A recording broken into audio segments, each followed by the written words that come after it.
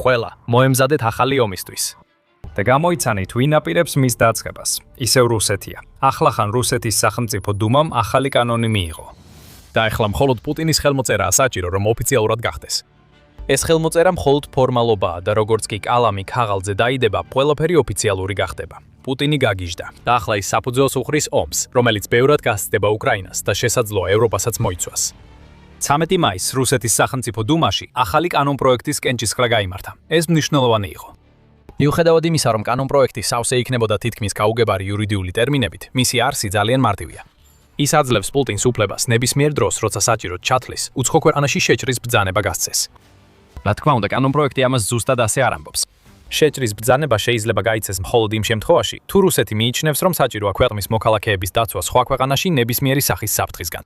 მაგრამ ეს სინამდვილეში მხოლოდ ბურუსია. ეს ეგრეთ წოდომილი დაცვა ვრცელდება ნებისმიერ რუს მოქალაქეზე, რომელსაც იძიებენ, აკავებენ, ასამართლებენ, ან როგორც პოლიტიკო ამბობს, უცხო ქვეყნების საერთაშორისო სასამართლოების და ორგანიზაციების მიერ, რომელთა წევრიც რუსეთი არ არის, ნებისმიერი ფორმით ავიწროებენ.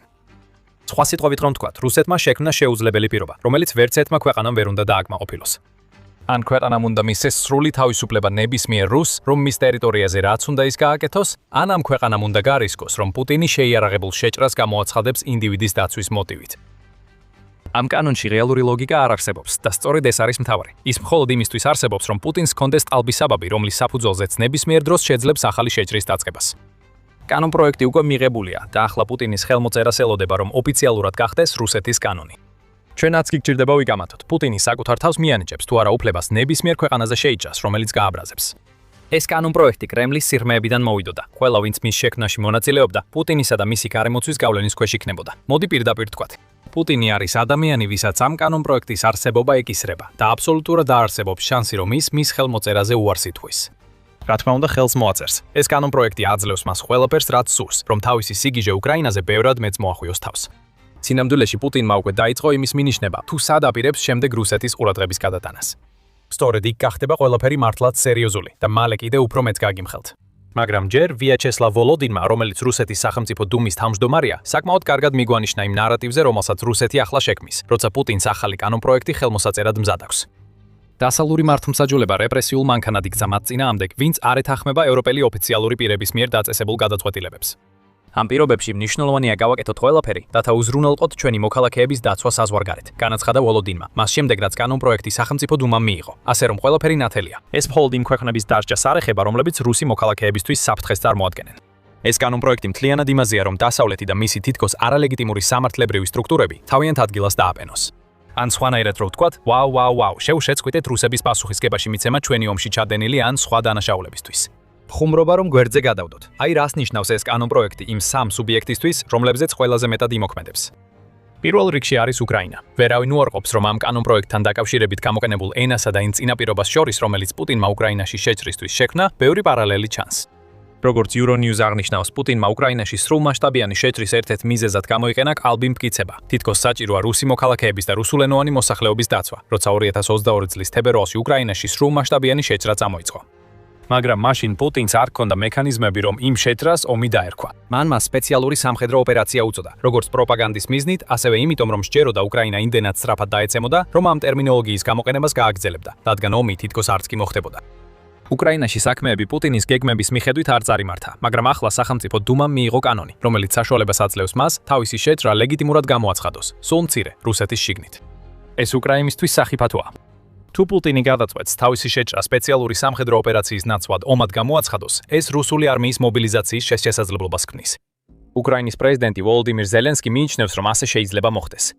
უკვე აპრილში მან აღნიშნა, რომ რუსეთი ქმნის კანონებს, რომლებიც პუტინს საშუალებას აძლევს გაამკაცროს კონტროლი მესიჯინგ აპებზე, როგორიცაა ტელეგრამი, და ინტერნეტზე ფართო შეზღუდვები დააწესოს, რაც შესაძლოა მობილიზაციის წინაპირობა იყოს. ახლა კიდევ ერთი წინაპირობაა და ეს ერთადერთი არ არის, რაზეც უკრაინას უნდა ედარდოს. როდესაც რუსეთი იღებს კანონებს, რომლებიც პუტინს საშუალებას აძლევს თავისი შეჭრები კანონიერად გამოაცხადოს, ბელარუსი მზადდება როგორც მარიონეტი ახალი შეჭრისთვის. ქვეყნის პრეზიდენტმა ალექსანდრ ლუკაშენკომ უკვე განაცხადა, რომ მისი ქვეყანა აპირებს ცალკეული ქვედანაყოფების შერჩევით მობილიზაციას, რადგან ომისთვის ემზადება. 18 მაისს რუსეთმა და ბელარუსმა დაიწყეს ერთობლივი სამხედრო წვრთნები, რომლებიც მოიცავს ტაქტიკური ბირთვული იარაღის საბრძოლო განლაგებას და უგეგმავი გაშვების ადგილებიდან. და ზელენსკის თქმით, უკრაინის დაზვერვის მოძრაობის მონაცემებით, პუტინი აქტიურად ცდილობს ბელარუსის ჩართვას რუსეთის ომში, ხოლო ქვეყანა ან უკრაინის ჩრდილოეთს, ან ნატოს წევრ სახელმწიფოს დაუმიზნებს. როგორც ჩანს, პუტინის სიგიჟე გადამდებია მის მარიონეტებს შორის. როდესაც რუსეთი მომავალ შემოჭრებისთვის საფადუძვლებს ქმნის, ლუკაშენკო როგორც ერთგული ძაღლი, უბრალოდ ელოდება ბრძანებას თავისი ბატონისგან, რომ შეუერთდეს რუსეთს იმაში, რასაც ის შემდეგ გეგმავს. უკრაინისთვის ამ ახალი კანონმდებლობის საფრთხე ორმაგია, რადგან პუტინს შეუძლია გამოიყენოს იგი მობილიზაციის გასამართლებლად და სხვა ქვეყნების ომში ჩასატრევად. მაგრამ დასავლეთისთვის ამ ახალი კანონისგან მომდინარე საფრთხე კიდევ უფრო დიდია. ზელენსკი ამას კარგად იცის. სწორედ ამიტომ ახსენა მან ბელარუსის გავლით ნატოს წევრ ქვეყანაზე შესაძლო თავდასხმა. მაგრამ სანამ უფრო ღრმად ჩაუღრმავდებით იმას, რას ნიშნავს ეს ყველაფერი დასავლეთისთვის, შეიძლება უკვე ვხედავდეთ, რომ რუსეთი ქმნის გეგმას, თუ როგორ გამოიყენებს თავის ახალ კანონს სხვა ქვეყანაში, კერძოდ სომხეთში. ეხლა, სომხეთი საინტერესო შემთხვევაა, როდესაც საქმე მის ურთიერთობას რუსეთთან ეხება. წლების განმავლობაში რუსეთს შეეძლო სომხეთსა და აზერბაიჯანს შორის დაძაბულობის გამოყენება, რათა სომხეთზე თავისი გავლენა გაევრცელებინა. მაგრამ შემდეგ 2026 წელს რაღაც შეიცვალა. კარნეგის ფონდმა ეს ცვლილება 3 თებერვლის სტატიაში გამოკვეთა. მან აღნიშნა, რომ სომხეთის უსაფრთხოების საბჭოს ხელმძღვანელმა მესამე ქვეყნების ჰიბრიდული საფრთხე 2026 წელს სომხეთისთვის ყველაზე დიდ საფრთხედ დაასახელა. მესამე ქვეყნები რუსეთს ნიშნავს. საერთოდ სომეხი ოფიციალური პირები უფრო გაბედულები გახდნენ, როდესაც საქმე რუსეთის ქმედებების ფარულ კრიტიკას ეხება ქვეყანაში. სომხეთის პრემიერ-მინისტრმა ნიკოლ ფაშინიანმა განაცხადა, რომ სომხეთის სამოციქულო ეკლესიის ზოგიერთი მაღალი რანგის სასულიერო პირი უფრო მეტად ემსახურება ერთი კონკრეტული მესამე ქვეყნის ინტერესებს, ვიდრე თავად სომხეთისას. და სხვა ოფიციალური პირებიც იყენებენ ანტიიმპერიალისტურ ენას, როდესაც საუბრობენ საბჭოთა ეპოქაზე, რომლის დაბრუნებაც პუტინს ასე აშკარად სურს. მოკლედ, სომხეთში ახლა ძლიერად იზრდება წინააღმდეგობა რუსიფიკაციის მიმართ და ეს პუტინს აღიზიანებს. 10 მაისის პრესკონფერენციაზე პუტინმა პაშინიანს მოუწოდა ჩაეტარებინა რეფერენდუმი, რომელიც შეეხება სომხეთის არჩევანს ევროპულ კავშირსა და ევრაზიულ ეკონომიკურ კავშირს შორის, სადაც რუსეთს დიდი გავლენა აქვს. ეს იმიტომ, რომ პუტინმა იცის, სომხეთი ევროკავშირთან აერთო კავშირთან აერთიანებს ძალებს და ცდილობს მისი წევრი გახდეს. პუტინს ეს არ სურს. მან გააფრთხილა, რომ თუ სომხეთი დასავლეთთან დაახლოებს ურთიერთობებს, შეიძლება გარკვეული გარემოებები განვითარდეს და თქვა კიდეც, რომ ქვეყანას შეიძლება უკრაინული სცენარის წინაშე მოუწიოს დადგომა, თუ ამ გზას გააგრძელებს. პუტინს რეფერენდუმი უნდა, რადგან ხმების ყიდვა და მანიპულირება შესაძლებელია. და რაც შეეხება მანიპულაციას, ჩვენ უკვე ვიწყებთ საინტერესო მოვლენების დანახვას სომხეთის საინფორმაციო სივრცეში. 15 მაისს, მხოლოდ 2 დღის შემდეგ, რაც რუსეთის სახელმწიფო დუმამ ახალი კანონპროექტი მიიღო, მილათანიმ განაცხადა, რომ რუსული დეზინფორმაციის ქსელი არმენიაში შოკის მომგვრელ დეზინფორმაციას ავრცელებს. ეს კამპანია დაიწყო რამდენიმე თვით ადრე, ანგარიშის გამოქვეყნებამდე, და მისი არსი ისაა, რომ რუსეთის ქსელი ავრცელებს დამუშავებულ ფოტოებსა და ვიდეოებს, რომლებიც ავრცელებენ იდეას, თითქოს რუსეთთან ომი დაიწყება თუ სება, თუ სომხეთი არ გააკეთებს იმას, რაც პუტინს სურს. მაგალითად, ვიდეო, რომელიც მარტის დასაწყისში გავრცელდა, ცუად ამტკიცებდა, რომ ომის კვლევის ინსტიტუტს უთქვამს, თითქოს რუსეთთან კონფლიქტი გარდაუვალი იქნებოდა, თუ ფაშინიანი მოიგებს ივნისის მოახლოებულ არჩევნებში. სხვა ვიდეოები ამტკიცებდნენ, რომ ფაშინიანს საიდუმლო შეთანხმებები ჰქონდა საფრანგეთთან, მათ შორის ერთში, სადაც თითქოს საფრანგეთის პრეზიდენტმა ემანუელ მაკრონმა ფაშინიანს შესთავაზა საფრანგეთის მხარდაჭერა, თუ სომხეთი რუსეთთან ომში ჩაერთვებოდა. სულ მცირე, დაახლოებით 20 ასეთი ვიდეო იქნა იდენტიფიცირებული როგორც რუსეთის კამპანიის ნაწილი, რომელიც როგორც ჩანს ორი მიზნისთვისაა შექმნილი: მანიპულაციისა და დაშინებისთვის. გეგმა უკვე ამოქმედებაშია, ბაშია. პირველი დაემუქრო ერს, რომელსაც რუსეთთან კავშირი აქვს. მეორე, სცადო ამ ერის მანიპულირება, რათა გააკეთოს ის, რაც პუტინს სურს. მესამე, თუ ეს ერი არ დაემორჩილება, ახლა უკვე არსებობს კანონმდებლობა, რომელიც პუტინს საშუალებას აძლევს დაიწყოს შეჭრა რუსი მოქალაქეების დასაცავად. სწორედ ასე მოხდა, რომ სომხეთში ბევრი რუსი მოქალაქე იყო. ოსერვატორიო ბალკანი კაუზა ტრანს-ევროპას მიხედვით, მხოლოდ 2022 წლის პირველ კვარტალში სომხეთში 152,000 რუსი ჩავიდა. მრავალი მათგანი ალბათ ომს გაექცა, რომელიც პუტინმა იმ პერიოდში დაიწყო. ეხლა მათგან ნებისმიერი შეიძლება გახდეს ის საბაბი, რომელსაც პუტინი გამოიყენებს იმისთვის, რომ შეუტიოს ქვეყანას, რომელსაც ვერ აიძულებს. თუ უკრაინა დასავლეთისთვის საკმარისი გაფრთხილება არ იყო იმის შესახებ, რომ რუსეთს პუტინის მიერ 2022 წლის თებერვალში ოვალში დაწყებულ ომზე მეტი აქვს განზრახული, მაშინ სომხეთში მიმდინარე მოვლენები და ის კანონმდებლობა, რომელიც სახელმწიფო დუმამ ახლახან მიიღო, უნდა იწოდოს საგანგაშო განგაშის ზარებს. მაგრამ სანამ უფრო ღრმად ჩაუღრმავდებით მიზეზებს, ეს არის სამხედრო შოუ. ჩვენ გაწვდით სრულ სურათს, არა მხოლოდ სათაურებს. თუ არხი თქვენთვის ღირებულია, გამოიწერეთ, რომ არ გამოგრჩეთ ჩვენი მომავალი ანალიზები. ასე რომ ჩანს, რომ სომხეთი პუტინის სამიზნეშია რუსეთის ახალი კანონპროექტით, მაგრამ რეალურად დასავლეთი მისი მთავარი სამიზნეა. ზელენსკიმაც ასე თქვა, რადგან რუსეთის ახალი კანონპროექტი პუტინს საშუალებას აძლევს დაიწყოს შეჭრა ნებისმიერ დასავლურ ქვეყანაში, რომელსაც ის რუსეთისთვის საფრთხედ მიიჩნევს. და საქმე ისაა, რომ დასავლეთი განსაკუთრებით ნატოს ევროპელი წევრები კარგად აცნობიერებენ იმ საფრთხეს, რომელსაც რუსეთი წარმოადგენს. 15 მაისს გერმანიის შეიარაღებული ძალების გენერალმა ინსპექტორმა კარსტენ ბროიერმა განაცხადა, რომ რუსეთი მომდევნო რამდენიმე წლის განმავლობაში რაღაც ტიპის თავდასხმისთვის ემზადება. ბროიერმა განაცხადა, რომ სხვადასხვა მაჩვენებელი იარაღის, ცოცხალი ძალის ზრდა, ეკონომიკური და პოლიტიკური მოვლენები ერთ წერტილში 2029 წელს იღრის თავს.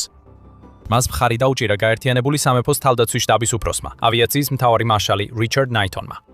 რუსეთი იბრძვის უკრაინაში, სწავლობს გამოცდილებიდან, ავითარებს ახალ ტექნოლოგიებს და პუტინმა დაამტკიცა თავისი მზადყოფნა შეუტიოს სუვერენულ სახელმწიფოებს. რაც უფრო უახლოვდები რუსეთის საზღვარს, მით უფრო მეტად გრძნობ ამას, თქვა ნაითონმა ბროიერთან იმავე ინტერვიუში. როგორც თქვით, განგაშის ზარები, ისინი უნდა რეკავდნენ. არის სხვაებიც, რომლებიც პუტინზე მიუთითებენ და აცხადებენ, რომ მას რაღაც ბოროტი აქვს ჩაფიქრებული. თებერვალში კი შვედეთი იყო, ვინც განგაში ატეხა. ქვეყნის სამხედრო დაზვერვისა და უსაფრთხოების სამსახურის წლიურმა ანგარიშმა გამოავლინა რამდენიმე ჰიბრიდული ომის ოპერაცია, მათ შორის დივერსია და კიბეროპერაციები, რომლებიც შვედეთისა და მისი დასავლელი მოკავშირეების წინააღმდეგ ჩატარდა, რის გამოც ანგარიში რუსეთი, შვედეთისა და ნატოსთვის მთავარ სამხედრო საფრთხედ დასახელდა. ეს საფრთხე ახლა სრულიად ახალ დონეზე ავიდა, რადგან პუტინმა ფაქტობრივად საკუთარ თავს უფლება მისცა, ნებისმიერ სხვა ქვეყანაში შეიჭრა სურვილი სამეფო, ყველაზე უმნიშვნელო საბაბითაც კი. პოლიტიკო დასცენს, რომ ევროკავშირის თავდაცვის ოფიციალური პირები მიიჩნევენ, რომ მომდევნო რამდენიმე წელიწადში კრემლი შეიძლება დაიწყოს ზეწოლა და გამოცადოს დასავლეთის საერთო ერთგულების საზღვრები ნატოს ალიანსის მიმართ და შესაბამისად უკრაინის მიმართაც. ჩეხეთის მთავრობის ეროვნული უსაფრთხოების ყოფილი მრჩეველი თომაშ ფოიარი ვარაუდობს, რომ ნებისმიერი ასეთი გამოცდა ძირითადად ბალტიისპირეთის რეგიონზე, ან შესაძლოა შავი ზღვის რეგიონზე იქნება კონცენტრირებული. ბულგარეთი შეიძლება გახდეს სამიზნე, ამბობს პოიარი, განსაკუთრებით იმიტომ, რომ ის თავის თავდაცვაზე ნაკლებ თანხას ხარჯავს, ვიდრე ბალტიისპირეთის ქვეყნები, რომლებიც პუტინის საფრთხის შესახებ ჯერ კიდევ მანამდე იყვნენ ინფორმირებულნი, სანამ რუსეთი უკრაინაში შეჭრას დაიწყებდა. შეგვიძლია ვიხილოთ ის სცენარი, რომელიც როგორც ჩანს სომხეთში ხორციელდება, გამოყენებული ამ ნატოს მოკავშირეების წინააღმდეგ. თუ ასე მოხდება, ეს იქნება ნატოს გამოცდა. რუსეთმა საკუთარ თავს მისცა ნებართვა შეჭრაზე და ქვეყანა, რომელსაც ის ნატოს წევრებს შორის შედარებით სუსტად მიიჩნევს, იდეალური სამიზნე იქნებოდა ასეთი გამოცდისთვის. თუ ნატო დაუყოვნებლივ არ გამოექანება ბულგარეთის ან ბალტიის რომელიმე ქვეყნის დასაცავად რუსეთის შეჭრის შემთხვევაში, პუტინი მიხვდება, რომ შეუძლია უფრო შორს წავიდეს, ვიდრე ნატო სურს, რომ მან იფიქროს. საბოლოოდ რუსეთის ახალი კანონპროექტი მთლიანად პუტინისთვის არჩევანის შესაძლებლობების მიცემას ემსახურება. უკრაინაში მას აქვს შესაძლებლობა რუსი ხალხის თვალში თავისი ომი ლეგიტიმურად წარმოაჩინოს, რაც შეიძლება საფუძველი გახდეს მობილიზაციისა და ბელარუსის ჩართვისთვის. სავარაუდოდ, სომხეთი პუტინის სამიზნეშია და ყველა პირობა არსებობს იმისთვის, რომ რუსეთის ახალ კანონებზე დაყრდნობით შეჭრა გაამართლონ. და დასავლეთში პუტინის მიერ წლების განმავლობაში შექმნილი საფრთხე უკვე ძალიან ახლოსაა რეალობად ქცევასთან. ეხლა როცა პუტინს უკვე აქვს საკანონმდებლო საფუძველი, რომ გაამართლოს თავდასხმა ისეთ ქვეყანაზე, როგორიცაა ბულგარეთი, სადაც New Geopolitics Research Network-ის 2021 წელს გამოქვეყნებული მონაცემებით, წელიწადის განმავლობაში 30,000-მდე რუსი ცხოვრობს. ან ბალტიისპირეთის ქვეყნები, რომლებსაც 10,000-ობით რუსი მოქალაქე საკუთარ სახლად მიიჩნევს. ყველა ნიშანი მიუთითებს იმაზე, რომ რუსეთი ახალ ომებს იწყებს, მაგრამ აი მთავარი კითხვა, ითქვა. მზად არის თუ არა რუსეთი იმ ტიპის ბრძოლისთვის, რომლის დაწყებასაც ცდილობს. ასეთ ქვეყანაში, როგორიცაა სომხეთი, კი ნამდვილად 145 სამხედრო ქვეყნის რეიტინგში Global Firepower-ს მიხედვით, სომხეთი 101 ადგილზეა. ქვეყნის აქტიური სამხედრო ძალა 65,000 ადამიანი, და თითქმის არ არსებული საჰაერო, საზღვაო და სახმელეთო ძალები, განსაკუთრებით რუსეთის ფონზე, ნიშნავს, რომ პუტინი თუ სომხეთს დაესხმება თავს, სავარაუდოდ შეძლებს იმ სწრაფ გამარჯვებას, რასაც უკრაინაში ელოდა. მაგრამ დაუშვათ, რომ ის ყურადღებას ნატოს წევრ ქვეყანაზე გადაიტანს და რაც მთავარია, ნატო რუსეთის შეჭრას სრულფასოვანი თავდაცვით უპასუხებს. ეს პუტინისთვის ყველაზე ცუდი სცენარია, განსაკუთრებით თუ ის შეჭრას მაშინ დაიწყებს, როცა ჯერ კიდევ აქტიურად უტევს უკრაინას.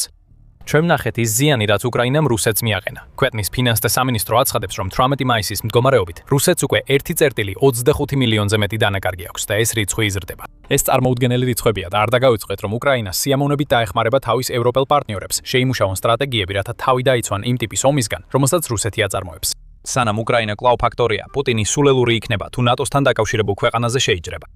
სიტუაცია ცოტა უფრო რთულდება თუ რუსეთი როგორღაც წარმატებას მიაღწევს უკრაინაში, რაც სულაც არ არის გარანტირებული და შემდეგ ნატოს ქვეყანას დაესხმება თავს. თუ აშშ ნატოს ამ პასუხის ნაწილი იქნება, მაშინ რუსეთი თითქმის ყველა მიმართულებით რიცხობრივად და შეიარაღებით ჩამორჩება, განსაკუთრებით უკრაინაში წლების განმავლობაში ბრძოლის შემდეგ. მაგრამ აშშ-ის ჩართულობა გარანტირებული არ არის. პრეზიდენტმა დონალდ ტრამპმა არაერთხელ მიანიშნა, რომ შეიძლება შეეცადოს აშშ ნატოდან გამოიყვანოს და მას შეუძლია რუსეთის შეჭრა ნატოს პატარა წევრ ქვეყანაში გამოიყენოს არგუმენტად, რომ აშშ არ უნდა ჩაერიოს. თუ ამერიკას სცენიდან გაქრება, ევროპული ნატო რუსეთს კარგად უნდა გაუმკლავდეს. მაგრამ თეორია ყველაფერი არ არის. გამოცდილების ნაკლებობა იმ ტიპის ომში, რომელსაც რუსეთი აწარმოებს, შეიძლება პრობლემად იქცეს ნატოს ევროპელი წევრებისთვის, განსაკუთრებით სახმელეთო ბრძოლაში, როგორც Newsweek-ი აღნიშნავს. ევროპას ჰაერში აშკარა უპირატესობა უნდა კონდეს, მაგრამ რუსეთის საზღვაო ფლოტი იმდენად დიდია, რომ შეძლოს ევროპის სამხედრო გემების დაძლევა, მიუხედავად იმისა, რომ ეს გემები უფრო თანამედროვეა და უკეთეს მდგომარეობაშია. და რა თქმა უნდა, რუსეთს ბირთვული იარაღის გამოყენების შესაძლებლობაც აქვს. მას 5580 ბირთვული ქობინი აქვს, მაშინ როცა საფრანგეთსა და გაერთიანებულ სამეფოს ერთად მხოლოდ 515 აქვთ, როგორც იარაღის კონტროლის ასოციაცია აცხადებს. ეს ბრძოლა ალბათ ბევრად უფრო თანაბარი იქნებოდა, ვიდრე ბევრი ფიქრობს, და თუ ვლადიმირ პუტინი წარმატებას მიაღწევს ნატოს ალიანსში განხეთქილების გამოწვევაში, როგორც ცლებია ცდილობს, ნატოს რომელიმე პატარა მოკავშირის შეჭრა შესაძლოა რეალურად განხორციელდეს. ყველაფერის ცენტრი ვარაუდობს, რომ მომდევნო რამდენიმე წლის განმავლობაში რუსეთი გააძლიერებს ჰიბრიდულ ომს, დაშინების ტაქტიკებსა და დეზინფორმაციის კამპანიებს. ის, რასაც ახლა სომხეთში ვხედავთ, შეიძლება იყოს ნიშანი იმისა, რაც ბულგარეთში ან ბალტიის ქვეყნებში შეიძლება მოხდეს მომავალში. პუტინი აზარტულად დებს ფსონს იმაზე, რომ შეძლებს ნატოში ისეთი ბზარის შექმნას, რომელიც საკმარისად ღრმა იქნება, რომ აშშ-ს პროცესიდან გამოთიშოს და საკმარისად რთული, რომ ევროპის ნატოს წევრები მოულოდნელად დააფიქროს, ბიუროკრატიაში, შიდა დაპირისპირებებსა და არასაკმარის რეაგირებაში ჩააბას. რაც ზუსტად ვიცით, ისაა, რომ რუსეთმა ახლა თავისთვის საბაბი შექმნა. კანონ პროექტი უკვე მიღებულია და პუტინის ხელმოწერა გარდაუვალია. ყველა ევროპული ქვეყანა, სადაც მნიშვნელოვანი რაოდენობის რუსული მოსახლეობა, ახლა საფრთხის ქვეშაა. რუსიფიკაციის წინააღმდეგ მიმართული ნებისმიერი კამპანია შეიძლება საბაბი გახდეს. ხოლო ერთი რუსი მოქალაქის დაპატიმრება, თუნდაც კანონიერ ბრალდებებზე, შეიძლება გამოყენებული იქნას როგორც საბაბი. შეშლილობა ახლა პუტინის გონებას ბურუსავს. ის რუსეთს ევროპასთან ომთან უფრო ახლოს აყენებს, ვიდრე ოდესმე. სრული მასშტაბის შეჭრის გარეშეც კი, ახალი რუსული კანონპროექტი შეიძლება გამოყენებული იქნას აგრესიის სხვა ქმედებების გასამართლებლად, როგორიცაა ჰიბრიდული ომის ტაქტიკა და მცირე მასშტაბის ოპერაციები, რომლებიც თითქოს რუსი მოქალაქეების დასაცავად ტარდება. ახალი ომის საფუძველი უკვე ჩაყრილია. რუსეთმა პუტინის ტერორი ლეგალიზება მოახდინა. მაგრამ სანამ რუსეთი მომავალ კონფლიქტებზე ამახვილებს ყურადღებას, მას ჯერ კიდევ ბევრი აქვს მოსაგვარებელი უკრაინაში. ზრდადი მსხვერპლი და გაჭირვება რეკრუტირებაში, რუსეთს უკანა პლანზე აყენებს უკრაინის ომში.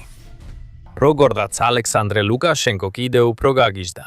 პუტინის ბელარუსი მარიონეტი უკვე ლაპარაკობდა თავისი ძალების მობილიზაციაზე და ომისთვის მზადებაზე, მაგრამ ახლა ბირთვული იარაღის ჩაერთო საქმეში. ლუკაშენკო და პუტინი თანამშრომლობენ, რომ ნატოს მეზობლად რაღაც ბნელი მოიტანონ. ეს არის რუსეთი, ეს არის ბელარუსი, ეს არის ბირთვული იარაღი, რა შეიძლება არასწორად წავიდეს. როგორც ჩანს, ბევრი რამ, მაგრამ ჯერ წურთნებზე ვისაუბრებთ. 18 მაისს პოლიტიკომ და სხვა მრავალმა მედია საშუალებამ გაავრცელა ინფორმაცია, რომ რუსეთმა და ბელარუსმა ერთობლივი წურთნები დაიწყეს, რათა ბელარუსის ტერიტორიაზე ტაქტიკური ბირთვული იარაღის განთავსება დაევარჯიშებინათ. წურთნები თითქოს არ საიდან გამოჩნდა, რადგან არც ერთ ქვეყანას არ ჰქონდა მსგავსი რამ მზადებაში გამოცხადებული წინაკვირებსა და თვეებში. ერთ დღეს არაფერი იყო დაგეგმილი. მეორე დღეს კი ბელარუსი რუსეთთან ერთად წურთნიდა თავის ჯარს, თუ როგორ გაეშვათ ბირთვული იარაღი დაუკონკრეტებელი მტრის წინააღმდეგ. ეს წურთნები ერთჯერადი არ არის. ბელარუსის თავდაცვის სამინისტროს ინფორმაციით, წურთნები, რომელიც 18 მაისს დაიწყო, რამდენიმე კვირას გასტანს და სავარაუდოდ დროთა განმავლობაში მასშტაბიც გაიზრდება.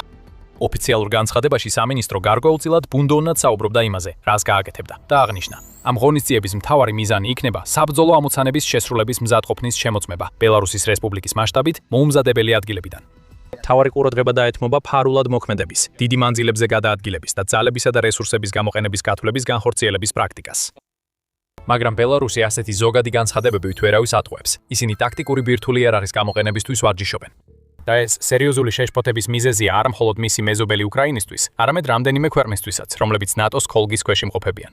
Sky News-ი დეტალებს ავრცელებს და აღნიშნავს, რომ მომდევნო რამდენიმე კვირაში ბელარუსი ქვეყნის სხვადასხვა რეგიონში მსგავს ცვირთნებს ჩაატარებს და მათი მთავარი მიზანი სამ მიმართულებას მოიცავს. შეამოწმონ სამხედროების მზადყოფნა ბირთვული იარაღის გადაადგილებისთვის, შეამოწმონ მათი მომზადება გამოყენებისთვის და რაც ყველაზე შემაშფოთებელია, შეამოწმონ მეთოდები, რომლებიც ბირთვული იარაღის განთავსების საიდუმლოების უზრუნველსაყოფად გამოიყენება, იმ შემთხვევაში თუ ბელარუსი წურთნებიდან სრულმასშტაბიან შეტევაზე გადავა. როგორც ჩანს, ეს წურთნები ბელარუსსაც და რუსეთსაც უკეთეს წარმოდგენას მისცემს იმის შესახებ, რამდენად ეფექტურად შეიძლება ტაქტიკური ბირთვული იარაღის გადატანა ბელარუსის ტერიტორიაზე დიდი მანძილზე, ასევე რამდენი ჯარისკაცი და რა ტექნიკა იქნება საჭირო ასეთი გადატანების განსახორციელებლად. ბელარუსმა უკვე გამოყო ბევრი ჯარისკაცი წურთნების პირველი ეტაპისთვის. Sky News-ი უცება, რომ წურთნებში მონაწილეობს 1500 ჯარისკაცი და ისინი გამოიყენებენ დაახლოებით 200 ერთეულ ტექნიკას, მათ შორის ავიაციას. ერთადერთი დამამშვიდებელი ამ ყველაფერში ისაა, რომ რუსეთი ამ ეტაპზე სრულად აკონტროლებს ბელარუსში დაგროვილ ბირთვულ არსენალს. მაგრამ საფრთხე იმაში მდგომარეობს, რომ ასეთი წურთნები შეიძლება ბელარუსს მისცეს და მოგიდებლად მოქმედების შესაძლებლობა, სულ მცირე მომავალი დარტყმისთვის მოსამზადებელ ეტაპებზე. თუ აქამდე არ ვიცოდით, ეხლა უკვე ოფიციალურად შეგვიძლია ვთქვათ, ლუკაშენკო ჭკუიდან შეიშალა. ოდესღაც პუტინის ლაქია ბელარუსის დიქტატორს მაინც შეეძლო ადრე ეთქვა, რომ თავისი ხალხის ინტერესებს იცავდა. ის ითხოვებოდა, მაგრამ მაინც შეეძლო ამის თქმა. ეხლა კი ლუკაშენკომ ფაქტობრივად პუტინს გადააბარა ქვეყნის მართვა, მისცა უფლება ბელარუსის სრულად მარიონეტულ სახელმწიფოდ ექცია სამხედრო თვალსაზრისითაც და ბირთვული იარაღის გაშვების პლაცდარმადაც. მაგრამ რატომ ახლა? რა გახდა მიზეზი, რომ რუსეთმა და ბელარუსმა ბირთვული მუქარა ასე გააქტიურეს, როგორც არასდროს? პასუხი შეიძლება იმაში იყოს, რაც უკრაინამ გააკეთა და რამაც პუტინი სერიოზულად შეაშინა. ეს მოულოდნელი ერთობლივი წვრთნა, როგორც ჩანს, მაქსიმალურად სწრაფად დაიგეგმა მას შემდეგ, რაც უკრაინამ ყველაზე მასშტაბური დრონების შეტევა განახორციელა მოსკოვსა და მის მიმდებარე რეგიონებზე. რუსეთმა განაცხადა, რომ იმ თავდასხმა 3 სამოქალაქო მსხვერპლი იყო. მაგრამ უკრაინისთვის ეს ყველაფერი იყო იმის დასამტკიცებლად, რომ მას აქვს საჰაერო ძალა და შეძლო რაც შეიძლება მეტი სამხედრო ინფრასტრუქტურის განადგურება მოსკოვში და მის გარშემო. დასარტყამი კვირის ბოლოსთვის უკრაინამ გაუშვა დაახლოებით 1300 დრონი, რამაც რამდენჯერმე გაარღვია მოსკოვის გარშემო არსებული რუსეთის საჰაერო თავდაცვა. დაზიანებულ ობიექტებს შორისაა ქარხნები, რომლებიც პასუხისმგებელნი არიან რუსული რაკეტებისთვის ელექტრონიკისა და მიკროჩიპების წარმოებაზე. მოსკოვის ნავთობის გადამამუშავებელი ქარხანა და ნავთობის საცავი სოლჟენიცინოგორსკში.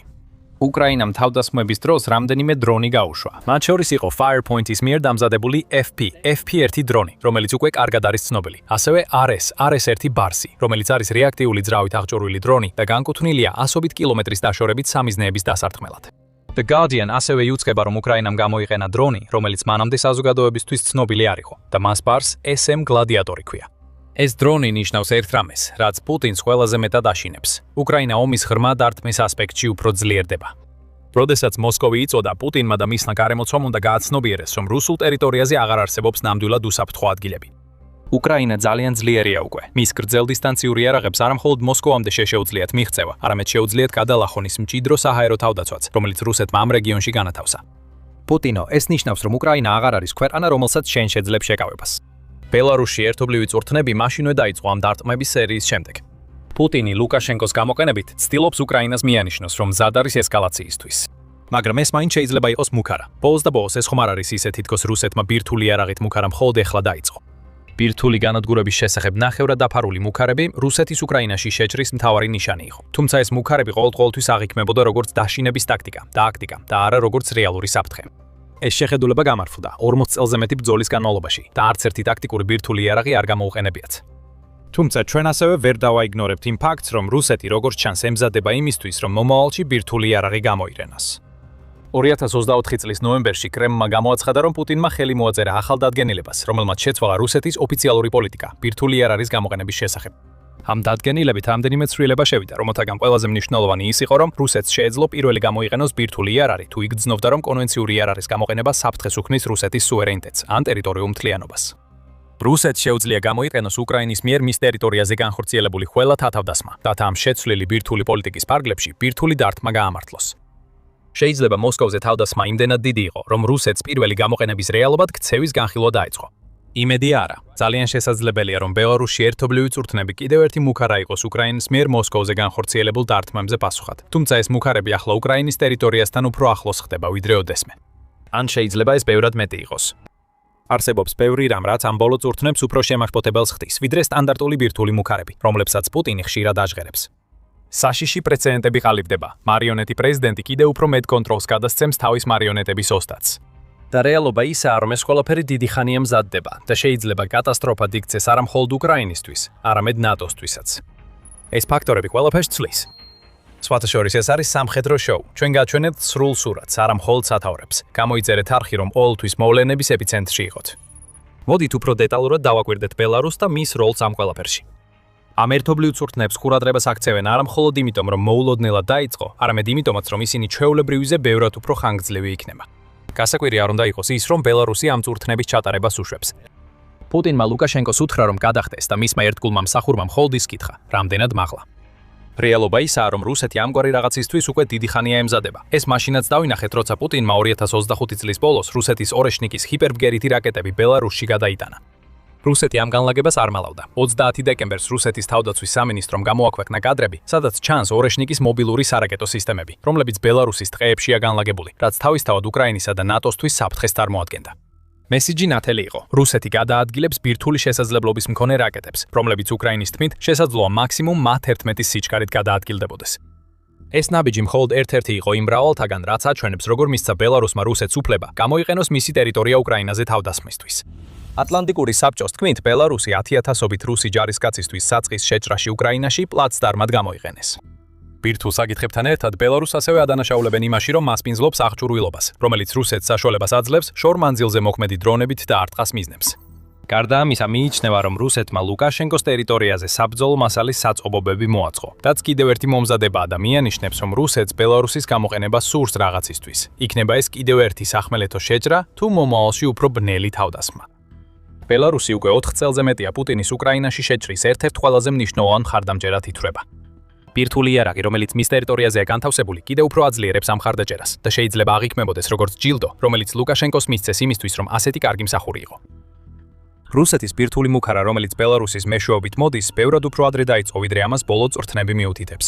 უკვე 2023 წლის მაისში რუსეთმა ბელარუსთან გააფორმა შეთანხმება, რომელმაც ბელარუსის ტერიტორიაზე ტაქტიკური ბირთვული იარაღის განთავსება ოფიციალურად დააკანონა. რუსეთმა განაცხადა, რომ ეს ნაბიჯი დასავლეთთან მზარდი დაზაბულობის გამო გადაიდგა და ეს მას შემდეგ მოხდა, რაც პუტინმა იმავე წლის მარტში გამოაცხადა, რომ შეთანხმება ოფიციალურად გაფორმდებოდა. დიდი დრო არ დასჭირდებოდა, რომ ბირთვული იარაღი ბელარუსში შეეტანათ. პირველი მიწოდება 2023 წლის ივნისში მოხდა, როგორც ლუკაშენკომ დაადასტურა. როგორც ჩანს, ბირთვული იარაღის მასპინძლობის პერსპექტივით აღფრთოვანებული ლუკაშენკო გავრცელებული ინფორმაციით ამაყობდა, რომ ბელარუსში შემოტანილი ბირთვული ქობინები სამჯერ უფრო ძლიერი იყო, ვიდრე ის, რაც აშშ-მ 1945 წელს ნაგასაკისა და ჰიროსიმაზე ჩამოაგდო. თანამედროვე ბირთვული ძალის მასშტაბებთან შედარებით მცირეა, მაგრამ საკმარისზე მეტია უკრაინაში ან ნატოს ტერიტორიაზე განადგურების მოსახდენად. ეს იყო მთელი აზრი, სულ მცირე. 2023 წელს რუსეთი ბელარუსის მეშვეობით გზავნილ საგზავნილს აგზავნიდა. ლუკაშენკო თავის ქვეყანას საშუალებას აძლევდა, რომ პლაცდარმად გამოეყენებინათ. თავდაპირველად ეს გულისხმობდა მარშრუტად გამოყენებას, რათა რუსეთს უკრაინაში სწრაფი შეჭრისთვის ჯარები გადაეყვანა. მაგრამ როცა უკრაინა არ დაინგრა ისე, როგორც პუტინს ეგონა, ბელარუსმა უკან დაიხია და აღარ იყო რუსეთის ჯარისკაცებისთვის პირდაპირ გზა უკრაინაში. სავარაუდოდ იმის შიშით, რომ უკრაინა საპასუხო დარტყმებს მიაყენებდა. იმავე შიშმა სავარაუდოდ ლუკაშენკო კიდეზე მიიყვანა, ისე რომ ახლა ის რუსეთს აძლევს უფლებას, თავისი ქვეყანა ბირთვული პროქსის სახით გამოიყენოს. ეხლა კი ერთობლივი ბირთვული წვრთნები ტარდება. ლუკაშენკო გზავნილს აგზავნის. თუ ჩვენთან გექნებათ პრობლემა, ბიძია პუტინი შეიძლება მოგცეს ბირთვული იარაღის გამოყენების უფლება. და სწორედ აქ შეიძლება ყველაფერი ძალიან ცუდად წავიდეს. მიუხედავად იმისა, რამდენად შემაშფოთებელი იყო რუსეთის ბირთვული მუქარები ამ დროისთვის, ყოველთვის იყო გარკვეული ფონი. ვარაუდი, რომ პუტინი არასდროს იყო ნამდვილად სერიოზული, რადგან იცოდა, რომ რუსეთის მიერ ბირთვული იარაღის გამოყენება გამოიწვევდა ნატოსა და მის ბირთვული შესაძლებლობების მქონე წევრების დამანგრეველ პასუხს. ეხლა იქნება პრეცედენტი. საშიში რუსული ბირთვული იარაღი გადაეცემა მარიონეტულ სახელმწიფოს, რომელიც შეიძლება იმოქმედოს პუტინის სახელით, ან თუნდაც დამოუკიდებლად. ამასთანავე რუსეთს აძლევს გარკვეულ შესაძლებლობას უარყოს თავისი მონაწილეობა დარტყმაში, რომელიც ბელარუსიდან მოდის. ჩვენ უბრალოდ ბირთვული იარაღი მივეცით მათ. შეიძლება განაცხადონ პუტინმა და მისმა გარემოცვამ. არ გვეგონა, რომ ლუკაშენკო იმდენად შეშლილი იყო, რომ მათ გამოიყენებდა. ბელარუსის პრეზიდენტს სულ ელად იგდებენ, რადგან კრემლი მანიპულირებს მას და აიძულებს კიდევ უფრო მეტი კონტროლი გადასცეს პუტინს. მაგრამ სანამ ამაზე გადავიდოდეთ, მოდით პრეცედენტის საკითხს შევხედოთ. ეს არ არის ისეთი შემთხვევა, თითქოს ბირთვული იარაღის განთავსება სხვა ქვეყანაში მხოლოდ რუსეთსა და ბელარუსს ახასიათებდეს. იგივე აკეთებს აშშ-ც, თუმცა იმ ქვეყნებთან, რომლებსაც ბელარუსზე ბევრად უფრო სტაბილური მართლობის სტრუქტურები აქვთ. ბირთვული იარაღის აკრძალვის საერთაშორისო კამპანიის, ანუ ICANN-ის მიხედვით, აშშ-მ ბირთვული იარაღი 5 სხვა ქვეყანაში განათავსა: იტალიაში, ბელგიაში, გერმანიაში, თურქეთსა და ნიდერლანდებში. პუტინისთვის არასოდეს გამორჩენია ყურადღებიდან ის ფაქტი, რომ ეს ყველა ქვეყანა რუსეთის სამიზნე მანძილზეა. აშშ-ში ამტკიცებს, რომ ამ იარაღებზე სრული ოპერაციული კონტროლი აქვს, რაც ნიშნავს, რომ ისინი არ გაეშვება თუ აშშ-ში არ გასცემს ნებართვას. მაგრამ ეს ნიშნავს იმას, რომ უკვე არსებობდა გარკვეული პრეცედენტი იმისთვის, რასაც ახლა რუსეთი და ბელარუსი აკეთებენ. პუტინმა და ლუკაშენკომ ეს შეიძლება გამოიყენონ. თუ ამას აშშ-ში აკეთებს, რატომ არ შეუძლია რუსეთს? განსხვავება, როგორც უკრაინა აღნიშნავს, ისაა, რომ აშშ-ში ბირთვული იარაღს არ ათავსებს ისეთ ქვეყნებში, სადაც გიჟი ავტორიტარები მართავენ. რუსეთი კი სწორედ ასე იქცევა. უკრაინის საგარეო საქმეთა სამინისტრო ამბობს, ბელარუსის ნატოს საზღვრებთან ბირთვულ ბაზად გადაქცევით, კრემლი ფაქტობრივად ამართლებს ბირთვული იარაღის გავრცელებას მთელ მსოფლიოში და საშიშ პრეცედენტს ქმნის სხვა ავტორიტარული რეჟიმებისთვის. ასეთი ქმედებები უნდა შეხდეს ერთმნიშვნელოვან და მტკიცე დაგმობას ყველა იმ სახელმწიფოს მხრიდან, რომელიც ბირთვული იარაღის გაგავრცელებლობის რეჟიმს პატივს სცემს. სამინისტრომ მოითხოვა მეტი სანქციების დაწესება როგორც რუსეთის, ასევე ბელარუსის მიმართ. ასევე უკრაინისთვის დახმარების მნიშვნელოვნად გაზრდა ერთობლივი ბირთვული წვრთნების გამოცხადების შემდეგ. უკრაინა აცხადებს, რომ წითელი ხაზი გადალახულია და საჭიროა რეაგირება, რათა რუსეთმა იცოდეს, რომ რასაც არ უნდა გეგმავდეს ბელარუსის გამოყენებით, შესაბამის პასუხს მიიღებს. ეხლა მთავარი კითხვა ისაა, როგორ უპასუხებს ნატო ამ ყველაფერს. პასუხი უნდა იყოს ის, რომ უკრაინას მიაწოდონ ის, რასაც ითხოვს. რატომ? იმიტომ, რომ რაც ახლა ბელარუსში ხდება, ნატოსთვის ისეთივე საფრთხეა, როგორც უკრაინისთვის.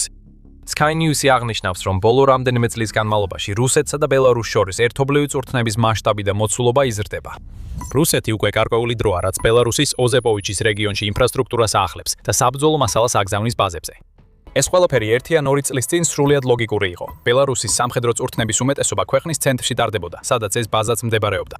მაგრამ ახლა რაღაც შეიცვალა. ბელარუსის სამხედრო წურთნები უფრო ხშირად ჩრდილო-დასავლეთით ტარდება, რაც ბევრად უფრო ახლოსაა ნატოს ორ ქვეყნის საზღვართან და ეს კოლექტიური თავდაცვის ალიანსისთვის ნამდვილად არ არის დამამშვიდებელი. ეს ორი ქვეყანა, პოლონეთი და ლიტვა. და ისინი დიდი ეჭვით დააკვირდებიან, რას აკეთებენ რუსეთი და ბელარუსი ერთობლივი ბირთვული წურთნების დროს. ამ ორი ქვეყნის, ასევე ლატვიის საზღვრებზე ნატოს გაძლიერებული მეთვალყურეობა უკვე მოქმედებს, ხოლო ლიტვამ თავისი ძალების ნაწილი მაღალ მზადყოფნაზე გადაიყვანა. აშკარაა, რომ ნატო შეშფოთებულია. ნატოსა და ევროკავშირის ოფიციალურმა პირებმა უკვე გააკრიტიკეს პუტინი ბელარუსში ბირთვული არ არის განთავსების გადაწყვეტილებისთვის. ეს დაგმობა უკვე აქტიურად ისმოდა 2023 წელს, როდესაც ევროკავშირის მთავარი დიპლომატი ჟოზეფ ბორელი რუსეთს ბრალს დებდა უპასუხისმგებლო ესკალაციასა და ევროპის უსაფრთხოებისათვის საფრთხის შექმნაში. მსგავსი შეშფოთება კვლავ გამოითქვა ერთობლივი წურთნების გაგრძელებისას, თუმცა ბელარუსი ამას უგულებელყოფს. უკრაინის პრეზიდენტმა ვოლოდიმირ ზელენსკიმ უკვე დაასახელა ბელარუსში მიმდინარე მოვლენები როგორც სერიოზული საფრთხე. პუტინის პრეზიდენტმა დმიტრი პესკოვმა უპასუხა ამ განცხადებებს და აღნიშნა, რომ ეს მხოლოდ დაძაბულობის გამწვავების მცდელობაა. მართალია, რადგან რუსეთი და ბელარუსი ატარებენ ტაქტიკური ბირთვული იარაღის წურთნებს, რომლებიც უკრაინასა და ნატოს ემუქრება, ეს კი ვითარების დეესკალაციის ტაქტიკაა. ყველაფერი ეს ისევ გვაბრუნებს იმ კაცთან, ვინც ამ ყველაფრის ცენტრშია, არა პუტინი, არამედ მისი ლაქია, ლუკაშენკო. News Sky-ის მიხედვით ლუკაშენკო სრულად არის ჩართული ბირთვულ წურთნებში, რომლებიც ამჟამად მის ტერიტორიაზე ტარდება. გამოცემის თქმით, ივნისში კიდევ მეტი წურთნაა დაგეგმილი და როგორც ჩანს, სავარაუდო რომ ეს წურთნები გაფართოვდება, მოიცავს მეტ თვითმფრინავს და ჩატარდება იმიტირებული გაშვებები. ბელარუსი კვლავ ამტკიცებს, რომ ეს წურთნები მხოლოდ თავდაცვითი ხასიათისაა, მაგრამ ასეთ განცხადებებს სერიოზულად აღქმართულია. ბელარუსს არავინ ესხმის თავს და ბელარუსი აგრესორის მხარეს დგას უკრაინის ომში. რაც ლუკაშენკოს სურს თქვას, არის ის, რომ პუტინმა უთხრა, ეს ყველაფერი აუცილებელია და სწორედ ეს ხდის ბელარუსის დიქტატორს ასეთ საშიშად. რაც უნდა მცირე ხერხემალი ქონოდა, როგორც ჩანს, ისიც გაქრა და დარჩა მხოლოდ გიჟური სურვილი შეინარჩუნოს ძალაუფლება, რომელიც სულ უფრო და უფრო პუტინის ხელში გადადის. ზოგიერთი ფიქრობს, რომ ლუკაშენკო ყველაფერს გააკეთებს, რათა ომი აიცილოს. პოლიტიკური სტრატეგი ტარა ზახაროდნი RBC უკრაინასთან ამბობს, რომ ლუკაშენკო ბანდიტი და დიქტატორია, მაგრამ სულელი არ არის, მათგან ლუკაშენკო სრულად აცნობიერებს, რომ ნებისმიერი სახის ომის დაწვება, ბირთვული თუ სხვა, უკრაინასთან გაანადგურებს მის ქვეყნის ეკონომიკას და შეარყევს მის ძალაუფლებას. ზახაროდნი ვარაუდობს, რომ ის, რასაც ახლა ლუკაშენკოსგან ხედავთ, ომისთვის მზადების იმიტაცია. შესაძლოა ასე იყოს, მაგრამ რუსეთის გავლენის ზრდა ბელარუსში რეალურია. ნაბიჯ-ნაბიჯ პუტინმა შეძლო ლუკაშენკო დაეყოლიებინა, გაეკეთებინა ყველაფერი, რასაც სთხოვს. ეს ვნახეთ უკრაინაში თავდაპირველი შეწრის დროს. ეს ისე ვნახეთ, როცა რუსეთმა ბირთვული შეთანხმება ისე წარმოუჩინა, თითქოს ბელარუსისთვის იყო სასარგებლო, მაშინ როცა სინამდვილეში ბელარუსი სამიზნედ აქცია და რუსეთს მეტი ძალაუფლების დემონსტრირების საშუალება მისცა. და ამას კიდევ ერთხელ ხედავთ ერთობლივ ბირთვულ წურთნებში. ეს წურთნები არ ტარდება იმიტომ, რომ ლუკაშენკოს ასე უნდა. პუტინი გაბრაზებულია იმაზე, რაც უკრაინამ მოსკოვში მოახერხა და ის იყენებს ბელარუსს, რომ გზავნილი გააგზავნოს. აი რატომ არის ლუკაშენკო ესეთი საშიში უკრაინისთვის ამჟამად? მას სულ მცირე გეოპოლიტიკისა და ომის საკითხებში არანაირი ძალაუფლება არ აქვს. პუტინი იღებს გადაწყვეტილებებს. ლუკაშენკო უბრალოდ იმას აკეთებს, რასაც ეთქვიან. და ამ ყველაფერში ყველაზე სიგიჟეა ის, რომ ლუკაშენკო იცის, რომ ახლა მიმდინარე ერთობლივი წურთნები სწორედ იმისთვის ტარდება, რომ ბელარუსი გახდეს შესაფერისი პლაცდარმი ბირთვული იარაღის გასაშვებად. თუ და როცა პუტინი გადაწყვეტს, რომ ეს საჭირო. მაგრამ ის მაინც აძლევს ნებას, რომ წურთნები ჩატარდეს. ბელარუსის კიდევ ერთი ნაწილი პუტინს გადაეცა და ლუკაშენკოს მხოლოდ ის დარჩენია, რომ თავი მოაჩვენოს, თითქოს ეს ყველაფერი მისი იდეაა. წლების განმავლობაში რუსეთი კალინინგრადის ექსკლავს იყენებდა, რათა მუდმივი საფრთხე შეექმნა ბალტიისპირეთის რეგიონისა და ნატოს აღმოსავლეთ ფლანგისთვის. მაგრამ ახლა გაფრთხილება იქნა მიწოდებული. ითამაშეთ და კალინინგრადს დაკარგავთ. ბალტიის ერთ-ერთმა მთავარმა ოფიციალურმა პირმა ახლახან უთხრა რუსეთს, რომ ნატოს აქვს ყველაფერი, რაც სჭირდება კალინინგრადის ციხესიმაგრის მთლიანად გასანადგურებლად. პუტინის ძალაუფლება იწყებს შესუსტებას. თუ ის ზედმეტად შორსწავა, კალინინგრადი კვლავ გახდება ევროპის კენიგსბერგი. ეს იყო ლიტვის საგარეო საქმეთა მინისტრი გიედრის ბუზდისი, რომელმაც ეს მასიური განცხადება გააკეთა.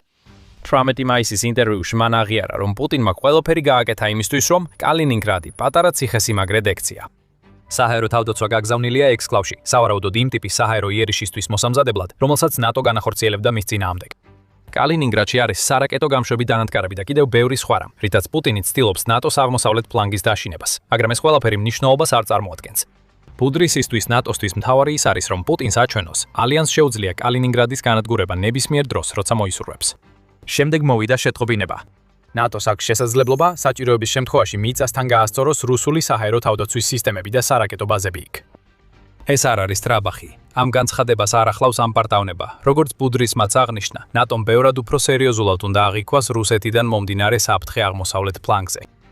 აქ ჩვენ ხედავთ ფაქტის უბრალო განცხადებას ადამიანისგან, რომელიც იცის, რომ რუსეთს ძალიან ბევრი აქვს მოსაპოვებელი იმით, თუ ნატო იფიქრებს, რომ კალინინგრადი შეუღწევადი ევადია.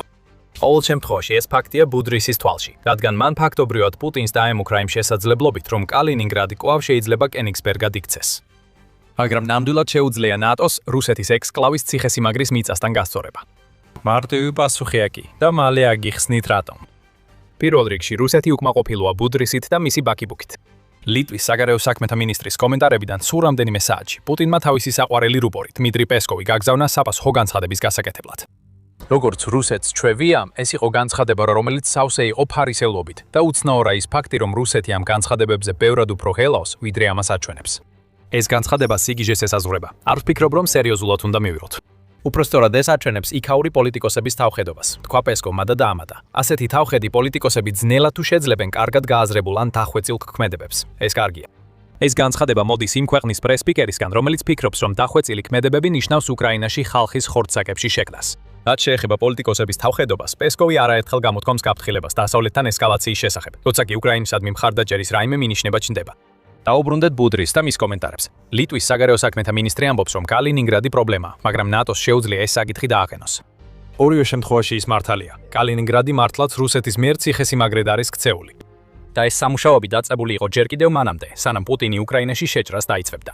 CNA, რომელიც არაკომერციული ორგანიზაციაა და ეროვნული უსაფრთხოების ანალიზს აწარმოებს, აღნიშნავს, რომ კალინინგრადის სამხედრო ძალა შედარებით სუსტი იყო 1990-იანი წლებიდან 2016 წლამდე. შემდეგ რაღაც შეიცვალა. უკრაინის წინააღმდეგ რუსეთის თავდაპირველი აგრესიის კამპანიის შემდეგ რუსეთმა დაიწყო ექსკლავის გაძლიერება. ეს გაძლიერება კიდევ უფრო გამწვავდა 2021 წელს, როდესაც რუსეთმა კალინინგრადში გაგზავნა მე-11 არმიის კორპუსი, რის შედეგადაც ექსკლავში ჯარისკაცების რაოდენობა 18,000-მდე გაიზარდა. ასევე იქ განთავსდა რაკეტები, სამხედრო გემები და სხვა იარაღი, როგორიცაა ტანკები, საარტილერიო და მოარტილერიო სისტემები და მობილური სარაკეტო გამშვები დანადგარები. ასევე ოლქში განთავსებულია გამანადგურებელი თვითმფრინავები, ძირითადად რუსეთის Su-30, Su-27 და Su-24, ხოლო ბალტიის ფლოტი, რომელიც მოიცავს რუსეთის 52 ზედაპირულ გემს, რეგულარულად აყენებს ხომალდებს ექსკლავში. ვლადიმირ პუტინს აშკარად ჰქონდა ესკალაციის გეგმები უკრაინაში, როგორც მოგვიანებით გავიგეთ, როდესაც მან 2022 წლის თებერვალში რუსეთის სრულმასშტაბიანი შეჭრა დაიწყო. ყველაფერი, რაც მან ექსკლავში გაგზავნა მანამდე, მიზნად ისახავდა მისი გაძლიერებას, რათა კალინინგრადი ნატოს აღმოსავლეთ ფლანგისთვის საფრთხედ ქცეულიყო როგორც შეჭრამდე, ასევე მის შემდეგ. იდეა იყო უკრაინის სწრაფად დაპყრობა, მისი რუსულ ტერიტორიად გადაქცევა, რომელიც ბელარუსის მარიონეტულ სახელმწიფოსთან და თავად კალინინგრადთან ერთად სერიოზულ პრობლემებს შეუქმნიდა ნატოს. ეს გეგმა არ გამოვიდა, რადგან რუსეთმა უკრაინა ძალზე არასათანადოდ შეაფასა. მაგრამ კალინინგრადი მაინც პატარა ციხესიმაგრედ რჩება, იმაგრედ რჩება. უბრალოდ როგორც ლიტვის საგარეო საქმეთა მინისტრი ამბობს, ნატოს შეუძლია მიწასთან გაასწოროს ის და ის ერთადერთი არა, ვინც ასე ფიქრობს. მსგავსი კომენტარი წარსულშიც გაკეთებულა, ოღონდ ბევრად უფრო ემოციური ფორმით. 2025 წლის ოქტომბერში აშეშკის არმიის ყოფილი სარდალი ევროპაში, ბენ ჰოჯესი, კალინინგრადში რუსეთის მიერ აგებულ თათელდაცვით სისტემებს აბსურდულად მიიჩნევდა. ჰოჯესის თქმით, თუ რუსეთი პოლონეთს იმავე მეთოდით დაესხმებოდა თავს როგორც უკრაინას, ისინი ნატოს საჰაერო ძალებით და ასევე ნატოს სახმელეთო ძალებით განადგურდებოდნენ. მან დაამატა, რომ კალინინგრადი ნატოსა და რუსეთის შორის ნებისმიერი კონფლიქტის პირველ საათებში განადგურდებოდა. და ეს მხოლოდ ექსკლავზე არ ვრცელდება. ჰოჯესის გაფრთხილებით, თუ ნატო სერიოზულად იმოქმედებდა, რუსეთი მოკლე დროში დაკარგავდა ყირიმსაც და მის მთავარ პორტს, სევასტოპოლს. აქ ერთი შენიშვნაა, მაგრამ ამასაც მიუბრუნდებით, ასე რომ დარჩით ჩვენთან.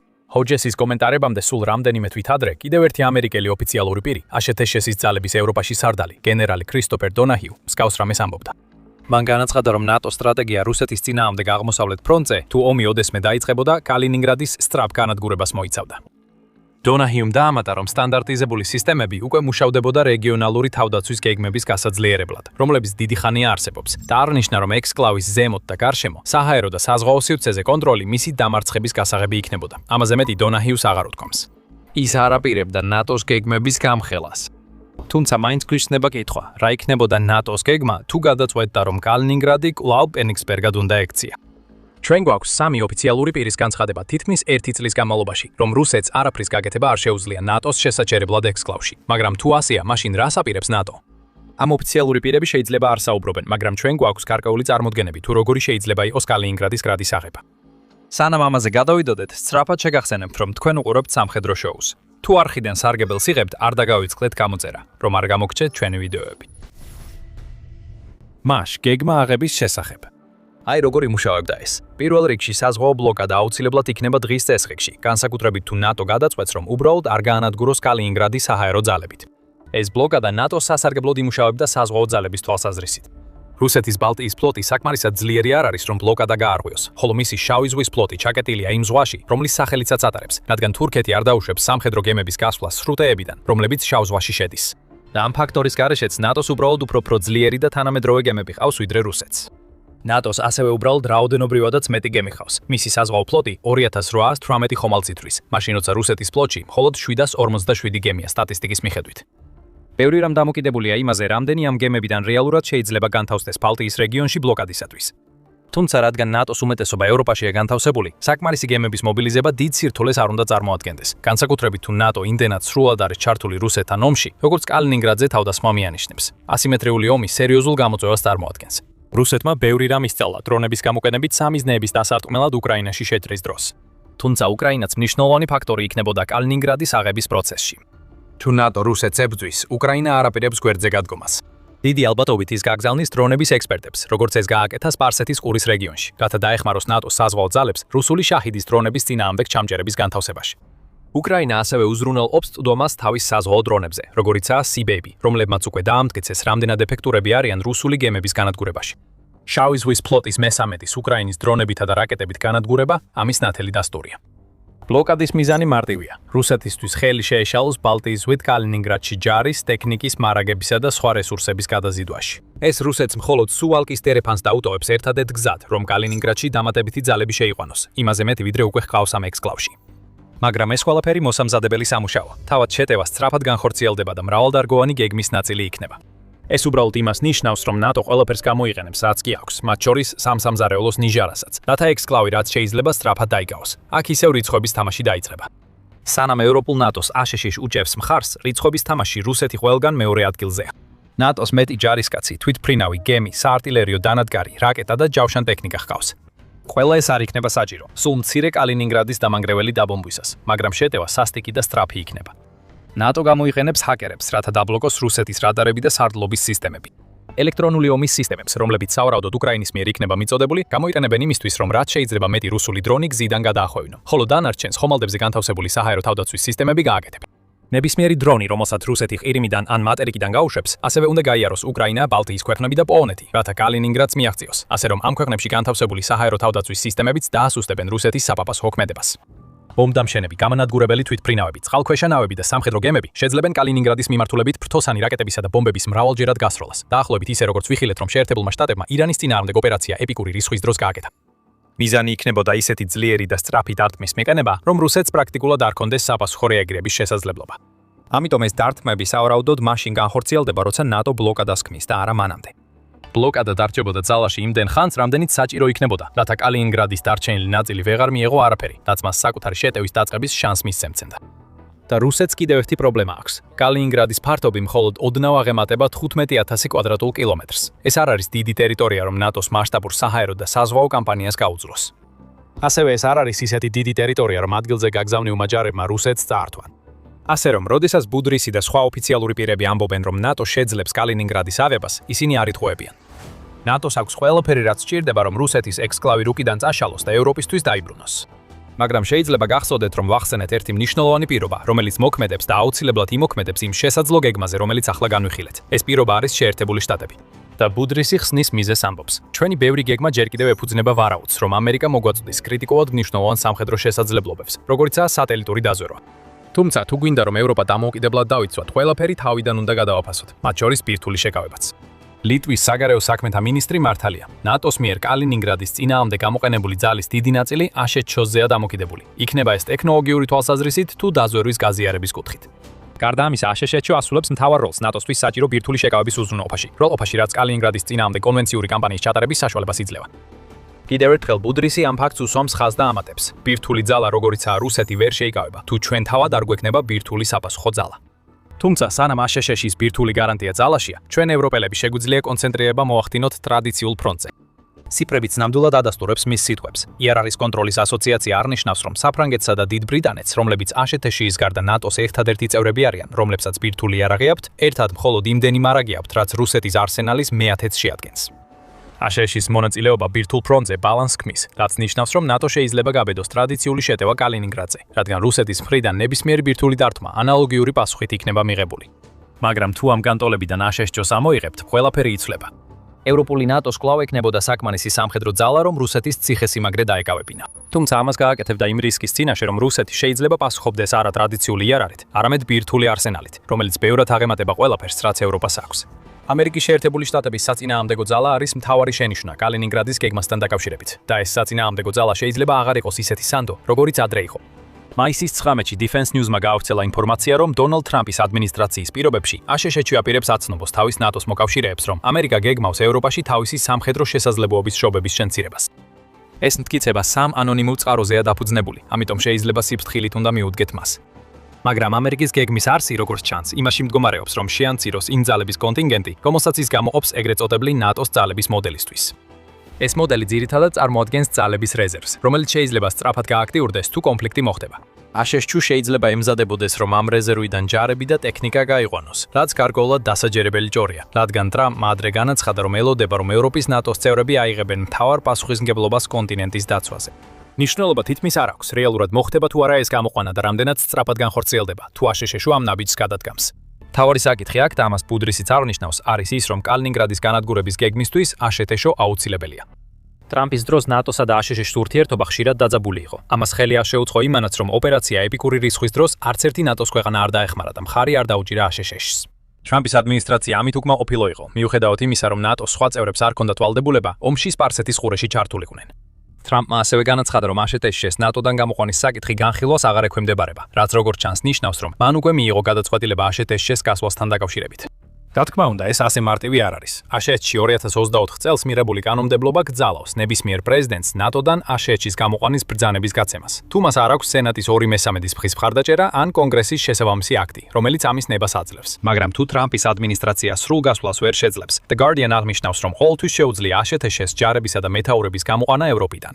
მაგრამ ამ ყველაფრის დიდი ნაწილი მხოლოდ ვარაუდია. თუმცა ეს აჩვენებს, რატომ უშვამს ბუდრისი ხაზს აშშ-ს მნიშვნელობას კალინინგრადის საერთო გეგმაში. დაუშვათ, რომ აშშ და ნატო ერთად იმუშავებენ და კალინინგრადის აღება შეიძლება დასრულდეს. შემდეგი კითხვა ასეთია: საერთოდ დასჭირდება კი ასეთი გეგმა? ბუდრისი როგორც ჩანს ასე ფიქრობს. ის ამბობს: მოსაზრება, რომ მოსკოვთან კონფლიქტი მხოლოდ რუსეთის უშუალო მეზობლებს შეეხება, საშიში შეცდომაა. ეს რუსეთის პროპაგანდის ნაწილია. სხვა სიტყვებით რომ ვთქვათ, ევროპამ და ნატომ არ უნდა იფიქრონ, რომ ნებისმიერი კონფლიქტი მხოლოდ ბალტიის რეგიონით შემოიფარგლება. კალინინგრადი მთელი აღმოსავლეთის ფრონტისთვის პრობლემა იქნება და თუ მას სწრაფად არ გაუმკლავდებიან, პუტინი შეიძლება გამოიყენოს იგი ბალტიის ქვეყნების დასაპყრობად და შექმნას ძლიერი რუსული თავდაცვა, რომელიც მთელ აღმოსავლეთს მოიცავს. ის რაც თითქმის სამხედრო ფორპოსტად გამოიყურება, შეიძლება სწრაფად გადაიქცეს ბევრად უფრო სერიოზულ საფრთხედ, თუ ნატო სწრაფად არ იმოქმედებს. სუალკის დერეფანი განსაკუთრებით პრობლემურია. ლიტვასა და პოლონეთს შორის გადაჭიმული ეს ვიტრო ტერიტორია კალინინგრადსა და ბელარუსს აკავშირებს. თავარი შეშფოთება ისაა, რომ რუსეთმა შეიძლება ერთ დღეს ამ რეგიონებიდან ორმხრივი შეტევა დაიწყოს, დაიკავოს ეს დერეფანი და შემდეგ პოლონეთსა და ლიტვაში გააფართოოს აგრესია. კალინინგრადი შეიძლება თავისთავად დიდი საფრთხე არ იყოს, თუნდაც სამხედრო გაძლიერების მიუხედავად, მაგრამ თუ ბელარუსსაც დაუმატებთ, მაშინ ნატოს პრობლემა ექმნება და ეს პრობლემა შეიძლება სწრაფად რეალობად იქცეს.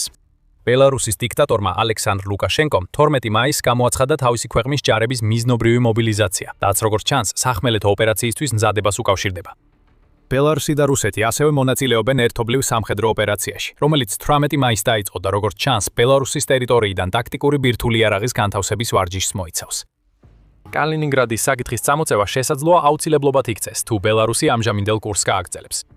ნატოსთვის ბევრად უფრო მარტივი იქნება ლუკაშენკოსთან გამკლავება, თუ ის მარტო ბელარუსიდან იბრძოლებს, ვიდრე მაშინ, როცა ბელარუსსა და რუსეთს სუალკის დერეფნის დაკავება და ნატოს აღმოსავლეთ ფლანგზე ორმხრივი ფრონტის შექმნა შეეძლებათ. ასე რომ ბუდრისის გზავნილი ნათელია.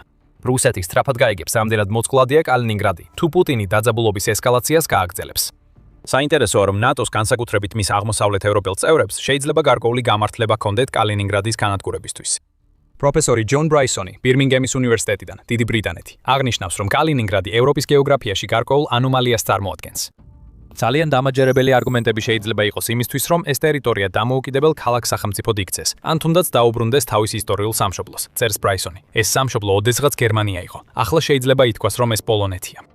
როგორც არ უნდა იყოს, კალინინგრადზე რუსეთის გარდა სხვა პრეტენზიებიც არსებობს და ყველა ეს პრეტენზია გულისხმობს ტერიტორიის იმ მდგომარეობაში დაბრუნებას, როგორიც ის ოდესღაც იყო. თუ ნატო რუსეთის ძალებს მიწასთან გაასწორებს, კალინინგრადი კვლავ კენიგსბერგი გახდება. თუ ბუდრის დაუჯერებთ, რუსეთი ვერაფერს გააკეთებს მის შესაჩერებლად. და ეს არ არის ისე თითქოს კალინინგრადი ერთადერთი ტერიტორია, რომელზეც რუსეთს სუსტი კონტროლი აქვს. ყირიმიც ზუსტად ასეთ მდგომარეობაშია, რადგან 2014 წელს პუტინმა ის უკანონოდ მიერთა. უკრაინა არასდროს შერიგებია ამ მიერთებას. რუსეთი ისევ იმავეს აკეთებს. გაფართოებულ გაერთიანებული სამეფოს ტერიტორიულ წყლებში რუსეთმა განათავსა ჯაშუშური წყალქვეშა ნავები, რომლებიც ეძებენ წყალქვეშა კაბელებს და პროვოკაციებს ახორციელებენ, რამაც ნატოს შტაბ-ბინაში განგაში უნდა გამოიწვიოს. მაგრამ გაერთიანებული სამეფო არაფერს ეგუება უმოქმედოდ. რუსულმა წყალქვეშა ნავებმა ბრიტანეთის წყლებში რაღაც ბინძური სცადეს და გაერთიანებულმა სამეფომ პასუხად წყალქვეშა ნავების ეკიპაჟები, რუსეთის სამხედრო ძალა და თავად პუტინი სრულიად დაამცირა. რუსეთს ეგონა რომ ეშმაკურად მოქმედებდა. აპრილის დასაწყისში გაერთიანებულმა სამეფომ გამოავლინა, რომ რუსეთმა ფარული ოპერაცია წამოიწყო ბრიტანეთის წინააღმდეგ, რომლის დროსაც რამდენიმე წყალქვეშა ნავი ბრიტანეთის ტერიტორიულ წყლებში შეიჭრა.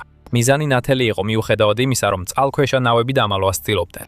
რუსეთი ცდილობდა შეეგროვებინა რაც შეიძლება მეტი ბამეტი ინფორმაცია წყალქვეშა კაბელებზე, რომლებიც გაერთიანებულ სამეფოს დანარჩენ სოფლიოსთან აკავშირებს. მალე განვიხილავთ, რატო არის ეს კაბელები ესეთი მნიშვნელოვანი, მაგრამ ზოგადი აზრი ისაა, რომ წყალქვეშა კაბელები თანამედროვე გლობალური საკომუნიკაციო ინფრასტრუქტურის საყრდენს წარმოადგენს. თუ ისინი არ იქნებოდა, ინტერნეტი და ყველაფერი, რასაც ის მოიცავს, ვერ იარსებებდა იმ მასშტაბით, როგორც დღეს არსებობს.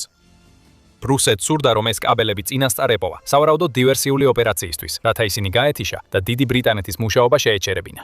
ამისთვის რუსეთმა გამოუშვა თავისი აკულას კლასის წყალქვეშა ნავი და 2 ღრმაწლის წყალქვეშა ნავი, რომლებიც დაკავშირებულია ქვეყნის მთავარი ღრმაწლის კვლევის დირექტორატთან, ანუ გუგისთან. მხოლოდ აკულას კლასის წყალქვეშა ნავი უკვე შემაშფოთებელია. ბირთვული ენერგიით მომუშავე წყალქვეშა ნავია. ეს წყალქვეშა ნავები მოქმედებენ ჯერ კიდევ გვიანი საბჭოთა ეპოქიდან და არსებული ცნობების მიხედვით ისინი ატარებენ 12 გრანიტის წყალქვეშა ნავიდან გასაშვებ რაკეტას, ასევე ნოატარის SSN-15 Starfish-სა და ნოატარის SSN-16 Stallion-ის ანტიგემის რაკეტებს. თუმცა რუსეთის მიზანი არ იყო გაერთიანებული სამეფოს შეტევა. ყოველ შემთხვევაში არა პირდაპირ. ნამდვილი მიზანი იყო კაბელების შესახებ ინფორმაციის მოპოვება, რაც ნიშნავს, რომ 2 გუგის წყალქვეშა ნავი, რომლებიც რუსეთის ბირთვულ წყალქვეშა ნავთან ერთად გადაადგილდებოდნენ, წარმოადგენდნენ ნამდვილ საფრთხეს. ჩვენ ბევრი არ ვიცით თავად გუგის წყალქვეშა ნავების შესახებ, მაგრამ საკმაოდ ბევრი ვიცით გუგიზე. გუგი მოქმედებს როგორც პროგრამა რუსეთის თავდაცვის სამინისტროში და არა რუსეთის სამხედრო საზღვაო ფლოტში და ფაქტობრივად წარმოადგენს საფარველს, რომელსაც რუსეთი ცდილობს დააფაროს თავის საზღვაო ჯაშუშურ ოპერაციებს.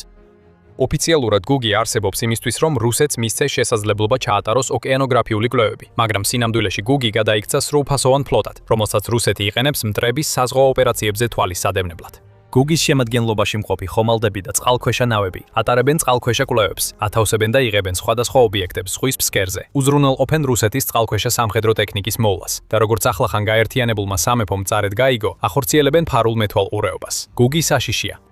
და 2026 წლის დასაწყისში ის საფრთხედ იქცა გაერთიანებული სამეფოს წყალქვეშა კაბელებისთვის. არასდროს უნდა დააკინოთ ამ ტიპის კაბელების მნიშვნელობა.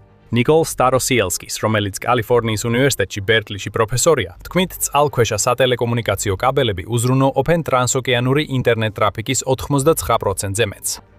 ეს კაბელები გლობალური ინტერნეტის საყრდენია და პრაქტიკულად ყველაფერი, რასაც ონლაინ ვაკეთებთ, გარკვეულწილად მათზეა დამოკიდებული. ამ კაბელების გარეშე ამ ვიდეოს ვერ ნახავდით. ყველა ზუმის ზარი, რომელშიც ერთვებით, ან ელფოსტა, რომელსაც აგზავნით, თავის დანიშნულებამდე სწორედ წყალქვეშა კაბელების გლობალური ქსელის წყალობით აღწევს. და რა თქმა უნდა, ეს კაბელები პრაქტიკულად ყველა ქვეყნის სამხედრო ძალებისთვისაც აუცილებელია. ეხლა უკვე 485 ასეთი კაბელია, რომლებიც მსოფლიოს ოკეანეებსა და ზღვებს კვეთენ და მათი საერთო სიგრძე გასაოცარ 900,000 მილს აღწევს. ეს თანამედროვე ოპტიკურ ბოჭკოვანი ჯადოქრობა. ამ ყველაფერს იმიტომ გიყვებით, რომ ერთი მნიშვნელოვანი რამ გავუსვათ ხაზგასმა. რუსეთმა ძალიან კარგად იცის, რამდენად ფასეულია ეს კაბელები იმ ქვეყნებისათვის, რომლებსაც მტრად მიიჩნევს. დიდი ბრიტანეთი ერთ-ერთი ასეთი ქვეყანაა. ამ ქვეყნების გაერთიანებაა, როგორც უკრაინის მხარდაჭერის გამო პუტინის შეჭრის წინააღმდეგ, ასევე იმიტომ, რომ დიდი ბრიტანეთი დასავლური იდეალების ბასტიონია, რასაც პუტინი ასე ძალიან სძულს. დიდი ბრიტანეთი დემოკრატიული ქვეყანაა, პუტინი კი ავტორიტარული დიქტატორია. დიდი ბრიტანეთი ინფორმაციის თავისუფალ მიმოქცევას ემხრობა. რუსეთი და კრემლი კი ცდილობენ აკონტროლონ ყოველი შეტყობინება, რომელიც რუსი ხალხის თვალებსა და ურებში აღწევს. თუ რუსეთი შეძლებს წყალქვეშა კაბელების გადაჭრას, რომლებიც უზრუნველყოფს ყველაფერს, რაზეც დიდი ბრიტანეთი დგას, მაშინ რუსეთი შეძლებს გამარჯვების გამოცხადებას და მოწინააღმდეგე ქვეყნის დასუსტებას. აი რატო იყვნენ რუსული წყალქვეშა ნავები დიდი ბრიტანეთის წყლებში და რუსეთი საკმაოდ ჭკვიანურადაც მოქმედებდა. არსებობს მიზეზი თუ რატომ გააგზავნა რუსეთმა ბირთვული ენერგიით მომუშავე შეტევითი წყალქვეშა ნავი იმ GUGI-ის წყალქვეშა ნავებთან ერთად, რომლებიც რეალურად ასრულებდნენ ზღვის ფსკერის სკანირებას კაბელების მოსაძებნად. შეტევითი წყალქვეშა ნავი იყო ყურადღების გადამტანი, სათხუ არა, კალბის აფრთხე, რომელსაც პუტინი და მისი გარემოწვა თვლიდნენ, რომ ყურადღებას გადაატანინებდა იმაზე, რასაც რუსეთი ცდილობდა და დიდი ბრიტანეთი დააჯერებდა, რომ თავდასხმა შეიძლება მალე მომხდარიყო. პუტინი ფაქტობრივად იყენებდა რუსულ შეტევით წყალქვეშა ნავს იმის საჩვენებლად, რომ რუსეთი საბოლოოდ მზად იყო დაეწყო ომი ნატოს წინააღმდეგ, რაზეც ასე დიდხანს ვრცელდებოდა ხმები და სწორედ დიდი ბრიტანეთი იქნებოდა ადგილი, სადაც პუტინი ცეცხლს გააჩენდა. ამ დროს კი გუგის წყალქვეშა ნავების სკანირებას ახდებას ახდენდნენ. ყოველ შემთხვევაში ასეთი იყო გეგმა. ის რაც რუსეთს არ იცოდა, როცა მისი წყალქვეშა ნავები ბრიტანეთის წყლებისკენ მიემართებოდნენ და საბოლოოდ მათ საზღვრებსაც გადაგვეცნენ, იყო ის, რომ დიდი ბრიტანეთი ამ ხომალდებს მთელი გზის განმავლობაში აკვირდებოდა. ჩვენ მხოლოდ იმიტომ ვიცით, რას ცდილობდა რუსეთი, რომ დიდმა ბრიტანეთმა გამოავლინა, რამდენად ცუდად დასრულდა ეს ყველაფერი. ის რაც რუსულ საიდუმლო ოპერაციად უნდა ქცეულიყო, პუტინისთვის დამამცირებლად დასრულდა, რადგან მისი თითქოს უხილავი წყალქვეშა ნავები ბრიტანეთის რეაგირებამ გამოავლინა და დაჯაბნა, რაც რუსეთის პრეზიდენტს ბრაზისგან გააკანკალებს. დიდმა ბრიტანეთმა გამოიყენეს რაღაც ისეთი, რაზეც რუსეთს წინააღმდეგობის გაწევა არ შეეძლო და ეს ყველაფერი ყველაზე უწყინარი მოწყობილობით დაიწყო, სონარის ბუებით. როდესაც დიდი ბრიტანეთი რუსულ წყალქვეშა ნავებს აკვირდებოდა, თავდაპირველად სადა მათთვის ეჩვენებინა, რომ თვალყურს ადევნებდა. საომარი გემები განლაგდა და ამ ხომალდებმა წყალში სონარის ბუები ჩაუშვეს, როგორც სიგნალი წყალქვეშა ნავების კაპიტნებისთვის. დიდი ბრიტანეთის თავდაცვის მინისტრი ჯონ ჰილი ამ ხელს იმ შეტყობინებას, რომელიც ამ ბუებმა რუსულ წყალქვეშა ნავებს გაუგზავნეს. ჩვენ ხედავთ თქვენს აქტივობას ჩვენს წყალქვეშა ინფრასტრუქტურაზე. უნდა იცოდეთ, რომ ნებისმიერი მცდელობა მისი დაზიანებისკენ არ იქნება მოთმენილი და ამას სერიოზული შედეგები მოჰყვება. რუსულმა წყალქვეშა ნავებმა ეს გაფრთხილება არ გაითვალისწინეს. მათ უკან უნდა დაეხიათ მათ, მაგრამ ასე არ მოიქცნენ. დიდი ბრიტანეთი ყველაფერს წინასწარ ელოდა. მას წარსულში არაერთხელ ქონია საქმე ვლადიმირ პუტინთან და მის ჰიბრიდულ ომის ტაქტიკებთან. ამიტომაც იცის, რომ რუსეთის ლიდერი გაფრთხილებებს ყურად არიღებს. მას ეს გაფრთხილებები პირდაპირ თავში უნდა ჩააჭედო. და ამის საუკეთესო გზა ისაა, რომ რუსეთის მიერ გაგზავნილ ძალებს აცნობო, მზადხარ ისეთი ძალით უპასუხო, რომ წამში გაანადგურო ისინი. აი სწორედ ეს გააკეთა დიდმა ბრიტანეთმა. მაგრამ სანამ იმ ოპერაციაზე ვისაუბრებთ, რომელმაც რუსეთი სრულიად დაანწირა, შეგახსენებთ, რომ თქვენ უყურებთ გადაცემას სამხედრო შოუ. თუ ასეთი ანალიზი გსურთ იხილოთ, აუცილებლად გამოიწერეთ არხი, რომ არც ერთი ვიდეო არ გამოგჩეთ. Newsweek-ის მიხედვით, დიდი ბრიტანეთი რამდენიმე კვირის განმავლობაში ადევნებდა თვალყურს რუსეთის წყალქვეშა ნავებს და ეს ხდებოდა ბრიტანეთის წყლებიდან საკმაოდ მოშორებულ ტერიტორიაზე. დიდმა ბრიტანეთმა პირველად მაშინ შეიტყო რუსეთის გეგმების შესახებ, როდესაც მისმა სამხედრო გემებმა და სადაზორო თვითმფრინავებმა არქტიკაში რუსეთის აკულას კლასის წყალქვეშა ნავის საერთაშორისო წყლებში შესვლა დააფიქსირეს. განგაში ატყდა, როცა დიდმა ბრიტანეთმა დაინახა, რომ წყალქვეშა ნავი მისი წყლების მიმართულებით მიემართებოდა. თუმცა დიდი ბრიტანეთი ყველაფრისთვის მზად იყო, განსაკუთრებით მას შემდეგ, რაც აღმოაჩინა ორი GUGI-ის წყალქვეშა ნავი, რომლებიც იმავე რეგიონში დაცურავდნენ, სადაც რუსეთის საბრძოლო წყალქვეშა ნავი იმყოფებოდა. ტიპი 23-ის ფრეგატი HMS St. Albans იქნა გაგზავნილი და სავარაუდოდ სწორედ ამ ხომალდმა გაუშვა სონარის ბუები, რომლებიც დიდმა ბრიტანეთმა რუსეთთან გასაფრთხილებლად გამლოდ გამოიყენა. როდესაც ეს გაფრთხილება უგულებელყოფილ იქნა, დიდმა ბრიტანეთმა ასევე გაგზავნა RFA Tide Spring, რომელიც ტანკერია და თავისი რამდენიმე მერლინის ვერტმფრენი. ეს არ არის იარაღები, რომლებსაც დიდი ბრიტანეთი აუცილებლად გამოიყენებდა რუსეთის შეტევითი წყალქვეშა ნავის პირდაპირი წინააღმდეგობისთვის, გარდა ალბათ ფრეგატისა. მაგალითად, RFA Tide Spring ავსებს საწვავით სამეფო საზღვაო ფლოტის გემებს, ასე რომ ის სავარაუდოდ იმისთვის გაგზავნეს, რომ HMS St. Albans შეძლებოდა ეცურა იმდენ ხანს, რამდენიც დიდ ბრიტანეთს დასჭირდებოდა. მაგრამ ყველა ერთად, როგორც საზღვაო, ისე საჰაერო ძალა, ნათლად აჩვენებდა რუსი წყალქვეშა ნავის ოპერატორებს, რომ მათ აკვირდებოდნენ. მეტი დაემატა სამეფო საჰაერო ძალების მიერ გაგზავნილი P8 საზღვაო სადაზვერო თვითმფრინავის სახით. ამ თვითმფრინავმა გაერთიანებულ სამეფოს საშუალება მისცა 24/7 რეჟიმში ედევნებინა თვალი რუსულ წყალქვეშა ნავებს, მაშინ როცა სამეფო საზღვაო ძალების გემები ათასობით მილს ფარავდნენ, რათა პუტინის ფარულ ხომალდებს თვალყური ედევნებინათ. შემდეგ რეაგირებას კიდევ ერთი ფენა დაემატა. მიუხედავად იმისა, რომ რუსული წყალქვეშა ნავები გაერთიანებულ სამეფოსა და მის წყლებს ყველაზე უშუალო საფრთხეს უქმნიდნენ, არ უნდა დაგვაუწყდეს, რომ გაერთიანებული სამეფო ნატოს წევრია. ნებისმიერი საფრთხე გაერთიანებული სამეფოს მიმართ საფრთხეა კოლექტიური თავდაცვის ორგანიზაციისთვისაც. ამიტომ დიდხანს არ გასულა, რომ გაერთიანებული სამეფო ნატოს მოკავშირეებთან ერთად მუშაობდა, რათა რუსული წყალქვეშა ნავების წინააღმდეგ კიდევ უფრო დიდი ძალა წარმოეჩინა. ის რაც მცირე სადაზორო ოპერაციად დაიწყო, გადაიზარდა მისიად, რომელშიც 500 ადამიანი მონაწილეობდა. მოკავშირე ძალები მათ შორის ნორვეგიიდან შეუერთდნენ რეაგირების ჯგუფს. ოპერაციის ბოლოსთვის გაერთიანებული სამეფოს თვითმფრინავებმა 450-ზე მეტი ფრენის საათი დააგროვეს. ამას გარდა 1000-ობით საზღვაო მილი დაფარეს მათი გემებით. სიტუაცია რუსეთის კონტროლს გაცდა. შემდეგ კი დადგა დამცირება. რუსეთის აკულას კლასის წყალქვეშა ნავი პირველი იყო, რომელმაც უკან დაიხია და გაიქცა.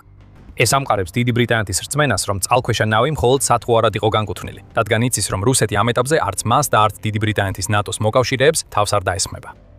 როდესაც ყველაფერი გამოაშკარავდა, იმ წყალქვეშა ნავმა დიდი ბრიტანეთის წყლებამდე მისვლამდე ბევრად ადრე სახლში დაიხია. თუმცა ორი GUGI-ის წყალქვეშა ნავი მაინც აგრძელებდა წინსვლას და საბოლოოდ გარკვეული დრო გაატარეს დიდი ბრიტანეთის წყლებსა და მათ მიმდებარე აკვატორიაში. მათ ბევრი ვერაფერს გააკეთებდნენ. მუდმივი მეთვალყურეობის ქვეშ ეს წყალქვეშა ნავები გამჟღავნებული იყო და პუტინის საიდუმლო ინფორმაციის შეგროვების გეგმები ჩაიშალა. შესაძლოა გუგის წყალქვეშა ნავებმა მართლაც აღმოაჩინეს რამდენიმე წყალქვეშა კაბელი, მაგრამ დიდი ბრიტანეთი ზუსტად იცის, რა შეიძლება ეპოვათ ან ვერ ეპოვათ მათ და შეუძლია შესაბამისი რეაგირება უზრუნველყოს. რუსეთს ეს არ სურს. ეს ყველაფერი დიდი საიდუმლო უნდა ყოფილიყო, არა ოპერაცია, რომელიც არქტიკის წყლებში გამოავლინეს და შემდეგ დიდი ბრიტანეთის რეაგირებით დააკავეს და ჩაშალეს. გუჯის წყალქვეშა ნავები ახლა უკვე დატოვეს დიდი ბრიტანეთის წყლები. ისინი მიხვებიან მოჩვენებით სატყუარას ჩრდილოეთისკენ. და ისინი ბრუნდებიან პუტინთან. ჰილიის კიდევ ერთი გზევერთი გზავნილით, რომელიც მათ ყურებში ჩაჩაესმით. ჩვენმა შეიარაღებულმა ძალებმა არ დაუტოვეს ეჭვი, რომ ისინი კონტროლდებოდნენ, რომ მათი გადაადგილება არ იყო ფარული, როგორც პრეზიდენტი პუტინი გეგმავდა და რომ მათი საიდუმლო ოპერაცია გამოაშკარავდა, განაცხადა ჰილიმ. დიდი ბრიტანეთის პრემიერ-მინისტრმა სერ კიერ სტარმერმა ასევე მკაფიოდ განაცხადა, რომ დიდი ბრიტანეთი სწრაფად უპასუხებს ყველაფერს, რასაც რუსეთი შეიძლება შეეცადოს, რაც ქვეყანას ავნებს. ჩვენ არ შევკრთებით მოქმედებისგან და რუსეთის დესტაბილიზაციის მცდელობების გამომჟღავნებისგან, რომლებიც ცდილობენ ჩვენი სიმტკიცის გამოცდას, განაცხადა სტარმერმა. და ეს მხოლოდ დიდი ბრიტანეთი არ არის, რომელიც საკუთარ თავს აქებს რუსეთის დივერსიულ მისიაზე პასუხის გაცემის გამო. უკრაინა, რომელიც დიდი ხანია დიდი ბრიტანეთის მხარდაჭერით სარგებლობს, სწრაფადვე დაასცინა პუტინს იმაზე, რომ საბოლოოდ ერთთვიანი ოპერაცია თავიდანვე გამოაშკარავდა. 9 აპრილს იმავე დღეს, როდესაც დიდმა ბრიტანეთმა გამოავლინა რუსეთის სრული მარცხი, უკრაინის საგარეო საქმეთა მინისტრმა ანდრეი სიბიხამ X-ზე დაწერა, რომ ის რაც რუსეთმა ცადა, უნდა ითმას ცადა, უნდა იყოს გაფრთხილება ყველა იმ ქვეყნისთვის, რომელიც ახლა პუტინის ბზატყოფნას სათანადოდ არაფასებს. რუსეთის ფარული ოპერაციები ჩრდილოეთ ატლანტიკაში, რომლებიც დიდმა ბრიტანეთმა გამოავლინა, აჩვენებს როგორც რეგიონულ, ისე გლობალურ საფრთხეებს, რომელსაც რუსეთის რეჟიმი წარმოადგენს. განაცხადა სიბიხამ თავის პოსტში და მკაფიოდ მიანიშნა, რომ რუსეთის წყლის წყალქვეშა ნავები არა მხოლოდ დიდი ბრიტანეთის კუთვნილ წყლებში, არამედ ბევრად უფრო ფართო არეალში მოქმედებდნენ. სიბიხამ დაამატა: ჩვენ მოუწოდებთ საერთაშორისო საზოგადოებას უარი თქვას მოსკოვთან დაკავშირებით ყოველგვარ ილუზიებზე. ეს რეჟიმი უნდა შეიზღუდოს, იზოლირდეს და დაუნდობლად დაექვემდებაროს სანქციებს, რათა მისი აგრესიული ამბიციები შეჩერდეს. რუსეთი გლობალური საფრთხეა. სობია მიიჩნევს, რომ დროა დანარჩენმა მსოფლიომ ეს ფაქტი გააცნობიეროს. რეალობა, რომელიც გაერთიანებულმა სამეფომ გამოავლინა, ისაა, რომ პუტინი მხოლოდ ტრადიციულ ომს არ აწარმოებს უკრაინის წინააღმდეგ. წლების განმავლობაში ის და რუსეთი ჰიბრიდულ ომში იყვნენ ჩართული ევროპის დიდი ნაწილის წინააღმდეგ. ეს ბნელი ომი არ გულისხმობს ჯარების გადაყვანას სხვა ქვეყნების საზღვრებზე, ან სამხედრო გემების გაგზავნას ევროპული ტერიტორიის დაბომბვის მიზნით. ეს უფრო მზაკრულია და რუსეთის წყალქვეშა ნავების მოქმედებები ამის იდეალური მაგალითია. პუტინი ცდილობს ევროპის დესტაბილიზაციას. მას სურს რეალური და მოჩვენებითი მუქარებით დაყოფა გამოიწვიოს და ის მზად არის ნებისმიერი გზით ამნოს თავის მტრებს. ეს მოიცავს წყალქვეშა კაბელების სკანირებასა და დაზიანებას. და დიდი ბრიტანეთი იცის, რომ ის რაც ახლახან ჩაშალა არქტიკაში და საკუთარ წყლებში, მხოლოდ პუტინის ჰიბრიდული ომის აისბერგის წვერია. როგორ იცის ეს დიდმა ბრიტანეთმა? ეს შორსაა პირველი შემთხვევისგან, როცა რუსული ხომალდები ცდილობენ ბრიტანეთის წყლებში შეღწევას. და ასევე შორსაა პირველი შემთხვევისგან, როცა დიდმა ბრიტანეთმა მძლავრი პასუხი გასცა რუსეთს, რათა აგრძნობინოს, რომ ის ვერ გადაუჩება იმას, რასაც აკეთებს. გასულ ნოემბერში სამეფო საზღვაო ძალები ორჯერ გამოიძახეს ორ კვირაში, რათა ჩაეშალათ რუსული დივერსიისა და დაშინების მცდელობები, რომლებიც ძალიან ჰგავდა იმას, რაც ახლახან ნახეთ. ამჯერად ეს წყალქვეშა ნავები არ იყო. ამის ნაცვლად რუსეთმა ჩრდილოეთის ზღვაში გაგზავნა კვლევითი გემი, სახელად იანტარი. იანტარი არის ისეთი ოკეანოგრაფიული კვლევითი ხვაითი ხომალდი, რომლის გამოყენებაზეც სპეციალიზდება გუგი. და ამ შემთხვევაში პირდაპირ უნდა ვთქვათ სიმართლე, იანტარი ჯაშუშური გემია. 8 დღის განმავლობაში ბრიტანეთის სამეფო საზღვაო ძალები ნატოს მოკავშირეების დახმარებით აკვირდებოდნენ იანტარს, როცა ის ჩრდილოეთის ზღვაში დაცურავდა, სანამ ფარერის კუნძულების მიმართულებით არ გაემგზავრა. ამჯერად გაერთიანებულმა სამეფომ გამოიყენა სომერსეტის კლასის ფრეგატი, რომელიც Type 23-ის კიდევ ერთი ხომალდია და ამ გემმა თავისი ძლიერი რადარებისა და სენსორების საშუალებით რუსული გემების ყოველი მოძრაობა დააფიქსირა.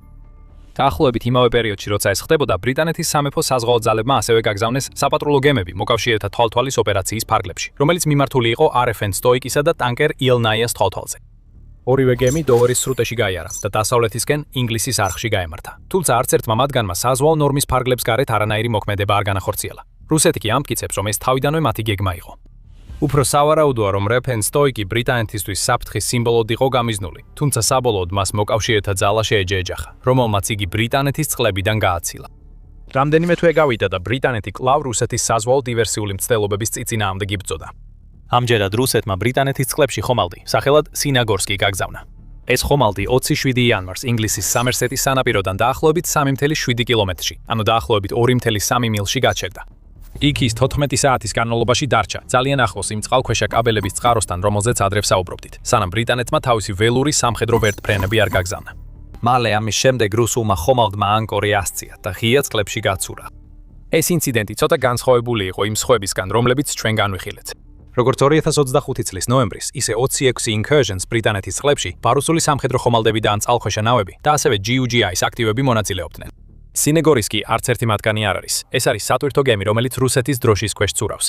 მაგრამ ის ისეთივე საფრთხეს წარმოადგენდა. United 24 მედია ამბობს, რომ ხომალდი ძალიან ახლოს გაჩერდა 5 უზარმაზარ წყალქვეშა კაბელთან, მათ შორის EXA Express, TGN Atlantic და VSNL Western Europe, რომლებიც ატლანტის ოკეანეს გადაკვეთენ და მონაცემებს ამერიკასა და დანარჩენ ევროპაში აწვდიან. არანაირი მიზეზი არ არსებობდა, რომ რუსულ სატვირთო გემს სწორედ ამ კონკრეტულ ადგილას ჩაეგდო ღუზა. მით უმეტეს, არა ისეთი ღუზა, რომელიც შეიძლება ზღვის ფსკერზე გაეთრია და ასეთი ღირებული კაბელების გზაზე მოხვედრილიყო. ეს ბოლო ინციდენტი გარკვეულად შემაშფოთებელ წარმოდგენას გვაძლევს რუსეთის ჰიბრიდულ ომზე, დიდი ბრიტანეთის წინააღმდეგ. სამხედრო და გუგის რესურსების გამოყენება გასაგებია. ყველა მიცის, რომ ამ სტრუქტურების დაქვემდებარებაში მყოფი გემები და წყალქვეშა ნავები საშიშოებას წარმოადგენენ. მაგრამ სატვირთო გემები, ესეც კი დაბალია პუტინისთვის, რადგან ახლა ის სამოქალაქო გემებს იყენებს დიდი ბრიტანეთისა და მისი მოკავშირეების დასაზიანებლად. რუსეთს ზუსტად ესმის რას აკეთებს აქ. თუ დიდი ბრიტანეთი ასეთ გემებზე რეაგირებას სხვა რამით მოახდენს გარდა თანხლებისა, რუსეთი შეიძლება პროტესტი გამოთქვას. პუტინი მსხვერპლის როლს ითამაშებდა და მიიღებდა ომის გამართლების საბაბს ნატოს ერთ-ერთ წევრთან. და მაშინ როცა ეს საზღვაო ტაქტიკები გამოიყენება, რუსეთი ასევე სხვა მიმართულებებითაც აგრძელებს ჰიბრიდულ ომს დიდი ბრიტანეთის წინააღმდეგ. Daily Mail იუწყება, რომ რუსეთის კიბერშეტევები დიდი ბრიტანეთის წინააღმდეგ 1586%-ით გაიზარდა, მას შემდეგ რაც დიდმა ბრიტანეთმა საჯაროდ დაუჭირა მხარი უკრაინას რუსეთის შეჭრის წინააღმდეგ თავდაცვაში. Guardian იუწყება, რომ მხოლოდ 2025 წელს დიდ ბრიტანეთში კიბერშეტევების რაოდენობა 50%-ით გაიზარდა. ამ შეტევებიდან ყველა რუსული წარმოშობის არ იქნება, მაგრამ ბევრი მათგანი სწორედ რუსეთიდან იქნებოდა. და ეს გვიჩვენებს, რომ რუსეთი დიდ ბრიტანეთში კომუნიკაციებისა და მონაცემთა არხების წინააღმდეგ ომს აწარმოებს, რომელიც ბევრად ცდება მხოლოდ წყალქვეშა კაბელებზე თავდასხმებს. ინფორმაციაზე საუბრისას რუსეთი სპეციალიზდება ინფორმაციის მანიპულირებაში, იმ დონემდე, რომ ის დეზინფორმაციად იქცევა. Forbes იუწყება, რომ დიდი ბრიტანეთის კანონმდებლები აფრთხილებენ, რომ რუსული დეზინფორმაციის ოპერაციები დიდ ბრიტანეთში ომის მდგომარეობას უტოლდება. მათი აზრის წინააღმდეგ კამათი რთულია. ამ კანონმდებლებმა გამოავლინეს დოპელგანგერის ქსელი, რომელსაც რუსეთი უჭერს მხარს და რომელიც სპეციალიზდება სოციალურ მედიაში პრორუსული და ანტიდასავლური კომენტარების გამოქვეყნებაში. Podexze კანონმდებლები ამბობენ, რომ ამ ქსელმა პოსტები დატბორა კომენტარებით უელსის პრინცესას ჯანმრთელობის შესახებ, პუტინის გამარჯვებებზე რუსეთის არჩევნებში და უკრაინის სავარაუდო სისუსტესა და მარცხებზე. რუსული ბოტები ფართოდ გავრცელებულია სოციალურ მედიაში და კრემლი მათ იყენებს დისკურსის ფორმირებისა და საზოგადოებრივი აზრის მანიპულირებისთვის. ყველაფერი დაყოფასა და ქაოსს ეხება. თუ ამ ორ რამეს შექმნი, რუსეთი კონვენციური ომისთვის ნიადაგს ამზადებს. ეს ომია გაერთიანებული სამეფოს წინააღმდეგ. უბრალოდ არა იმ ფორმით, როგორც ჩვენ ვიცით. წყალქვეშა ნავები, რომლებიც რუსეთმა ახლახანს სცადა შეუმჩნევლად გაეშვა გაერთიანებული სამეფოს წყლებში, მხოლოდ ბოლო მაგალითია გაცილებით ფართო ჰიბრიდული კამპანიისა. გაერთიანებული სამეფო ფხიზლად აკვირდება იმას, რასაც რუსეთი აკეთებს. ის რეაგირებს ხილულ საფრთხეებზე, როგორც აპრილში ვნახეთ, და იცის, საიდან მოდის კიბერშეტევები და დეზინფორმაცია, რომლებიც მის საინფორმაციო არხებს აზიანებს. ძატყოფნაში მყოფი გაერთიანებული სამეფო აფრთხილებს ნატოს სხვა ქვეყნებს. და ეს ქვეყნები პასუხობენ მოწოდებას. მრავალი მათგანი რუსეთის ჰიბრიდული ტაქტიკის მსხვერპლი იყო და ისინი პასუხობენ. შვედეთი იდეალური მაგალითია. პუტინის უკრაინაში შეჭრა აინაში შეჭრა გახდა კატალიზატორი შვედეთის ნატოში გაწევრიანებისთვის და ახლა ეს ქვეყანა უკრაინას აწვდის იარაღს, რომლის მსგავსსაც რუსეთი არასდროს ელოდა. 2021 წელს თურქეთის პრეზიდენტმა ერდოღანმა ნაციონალისტური მოძრაობის პარტიისგან საჩუქრად მიიღო თურქული სამყაროს რუკა. ამ რუკაზე იყო მოცული ცენტრალური აზიის, კავკასიის უზარმაზარი ტერიტორიები და განსაკუთრებით რუსეთის სამხრეთის მნიშვნელოვანი ნაწილები, ასევე ჩინეთი და ბალკანეთი. მინიშნება იყო, რომ ეს არის თურქული სამყარო, ევრაზიის მასშტაბით არსებული მრავალფეროვანი ეთნიკური ჯგუფების სახელწოდება და თურქეთი მისი ბუნებრივი ცენტრია. საზოგადოებრივი აღშფოთების ნაცვლად კრემლის პრესსპიკერმა დმიტრი პესკოვმა უბრალოდ უარყო რუკის სიზუსტე და აღნიშნა, რომ თურქული სამყაროს ნამდვილი ცენტრი სინამდვილეში ალთაის რეგიონია, რომელიც მთლიანად რუსეთის საზღვრებში მდებარეობს. კრემლისთვის ეს იყო მცირე დიპლომატიური ჩხლეტა და უფრო მეტად თურქეთის შიდა ამბიციებისთვის პოლიტიკური პოზიორობა, ვიდრე გეოპოლიტიკური ნაბიჯი. მაგრამ დღეს მოსკოვში განწყობა მნიშვნელოვნად შეიცვალა. ეს რუკა კიდევ ერთი ნიშანია კრემლისა და პრეზიდენტ ვლადიმირ პუტინისთვის, რომ რუსეთის გავლენა ცენტრალურ აზიაზე სუსტდება და თურქეთი მზადაა ამ სიცარიელის შესავსებად.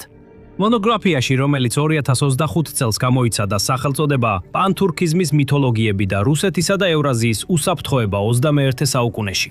ექსპერტთა ჯგუფი აფრთხილებს, რომ თურქული იდენტობის ზრდამ ცენტრალურ აზიაში შეიძლება არა მხოლოდ რუსეთის გავლენას შეუქმნას ეგზისტენციალური საფრთხე რეგიონში, არამედ პოტენციურად თავად რუსეთის ტერიტორიულ მთლიანობასაც. ამასობაში რუსეთის საერთაშორისო ურთიერთობათა საბჭომ 2026 წლის აპრილში გამოაქვეყნა ანალიზი, სადაც აფრთხილებს თურქეთის პანთურქული პოლიტიკის რეგიონში გავრცელების შესახებ. ეს ტონის დრამატული ცვლილებაა და გეუბნებათ, რომ ცენტრალურ აზიაში რაღაც რეალური ხდება, რასაც მოსკოვი წლების განმავლობაში ცდილობდა აეცილებინა. იმისთვის, რომ სრულად გაიგოთ ცვლილებადი გარემო, თავად რეგიონი უნდა გაიცნოთ. ცენტრალურ აზიაში შედის 5 ყოფილი საბჭოთა რესპუბლიკა: ყაზახეთი, ყირგიზეთი, ტაჯიკეთი, თურქმენეთი და უზბეკეთი. ერთად ამ ქვეყნებში დაახლოებით 78 მილიონი ადამიანი ცხოვრობს. მაგრამ უფრო მნიშვნელოვანია ის, რომ ამ ქვეყნებს აქვთ ნავთობის, გაზისა და იშვიათი მინერალების უზარმაზარი მარაგები, რაც მსოფლიო ნავთობისა და გაზის მარაგების 5%-ზე მეტს შეადგენს. და ისინი მდებარეობენ უძველესი აბრეშუმის გზის სავაჭრო მარშრუტებზე, რომლებიც ახლა ტრანსკონტინენტურ მილსადენებსა და სარკინიგზო დერეფნებს ატარებენ. დასავლეთს აღმოსავლეთთან ხმელეთით აკავშირებენ. სინამდვილეში ჯერ კიდევ 1904 და 1919 წლებში ბრიტანელი გეოგრაფი ჰალფორდ მაკინდერი ამტკიცებდა, რომ ვინც ამ ზონას აკონტროლებდა, ის ფლობდა მსოფლიო მშვიდობისა და ძალაუფლების გასავებს. სრულიად არ არის საჭირო ამ თეორიას ბოლომდე დაეთანხმო, რომ გააცნობიერო. დედამიწის ყველა დიდ ძალას უკვე ჰქონდა ინტერესი აქ მიმდინარე მოვლენების მიმართ. მე-20 საუკუნის დასაწყისში საბჭოთა კავშირი ირი ფაქტობრივად აკონტროლებდა ამ ტერიტორიის უმეტეს ნაწილს და იყო ერთ-ერთი წამყვანი მსოფლიო ძალა. დღეს კი რუსეთი, ჩინეთი, შეერთებული შტატები, ევროპის კავშირი, ირანი და ზემოთხსენებული თურქეთიც კი უკვე 30 წელია ამ რეგიონზე გავლენისთვის იბრძვიან. თავარი განსხვავება ახლა ის არის, რომ რუსეთის გავლენა ნელ-ნელა იშლება. საბჭოთა კავშირის დაშლის შემდეგ 1991 წელს მოსკოვმა რეგიონი ინსტიტუტებისა და ზეწოლის ქსელით ჩაიკეტა. დამოუკიდებელ სახელმწიფოთა თანამეგობრობამ მრავალი ეკონომიკა ერთმანეთთან დააკავშირა. კოლექტიური უსაფრთხოების ხელშეკრულების ორგანიზაცია CSTO სამხედრო შემაკავშირებელი უნდა ყოფილიყო. მოსკოვმა ორმხრივი თავდაცვის ხელშეკრულებები გააფორმა 5 რესპუბლიკიდან რამდენიმე ქვეყანასთან. განათავსა რუსული ჯარები რეგიონის მნიშვნელოვან საზღვრებზე და აკონტროლებდა მრავალი მილსადენის მარშრუტს, რომლითაც ცენტრალური აზიის ნავთობი და გაზი მსოფლიო ბაზარზე გადიოდა. როცა ამ ქვეყნებიდან რომელიმე წესებს არ ღვევდა, კრემლი დაუყოვნებლივ ამკაცრებდა მარწუხებს. მოსკოვმა გავრცელებული ინფორმაციით, ყაზახეთის საბადოებში, რომლებიც ჯერ კიდევ კვლევის ეტაპზე იყო, 20-დან 40%-მდე წილის მოთხოვნა წამოაყენა. მაისიდან აგვისტომდე თითქმის სრულად შეაჩერა ყაზახეთიდან ნავთობის ექსპორტი და ასევე ზეწოლა მოახდინა თურქმენეთზე გაზის შემოსავლების გამო. რეგიონი მუდმივად წარმოადგენდა რუსეთის ინტერესის საგანს. პირველ რიგში იმიტომ, რომ მისი ეკონომიკები მჭიდროდ იყო დაკავშირებული რუსეთთან ვაჭრობის, ენერგეტიკული ინფრასტრუქტურისა და მილიონობით ცენტრალური აზიელი მიგრანტი მუშახელის მიერ რუსეთიდან გამოგზავნილი ფულადი გზავნილების მეშვეობით. და დიდი ხნის განმავლობაში ეს მუშაობდა.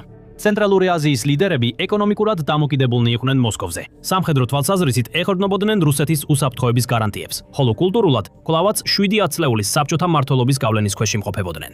რუსეთი კვლავაც რჩებოდა ფაქტობრივად რეგიონთა შორისი კომუნიკაციის ენად.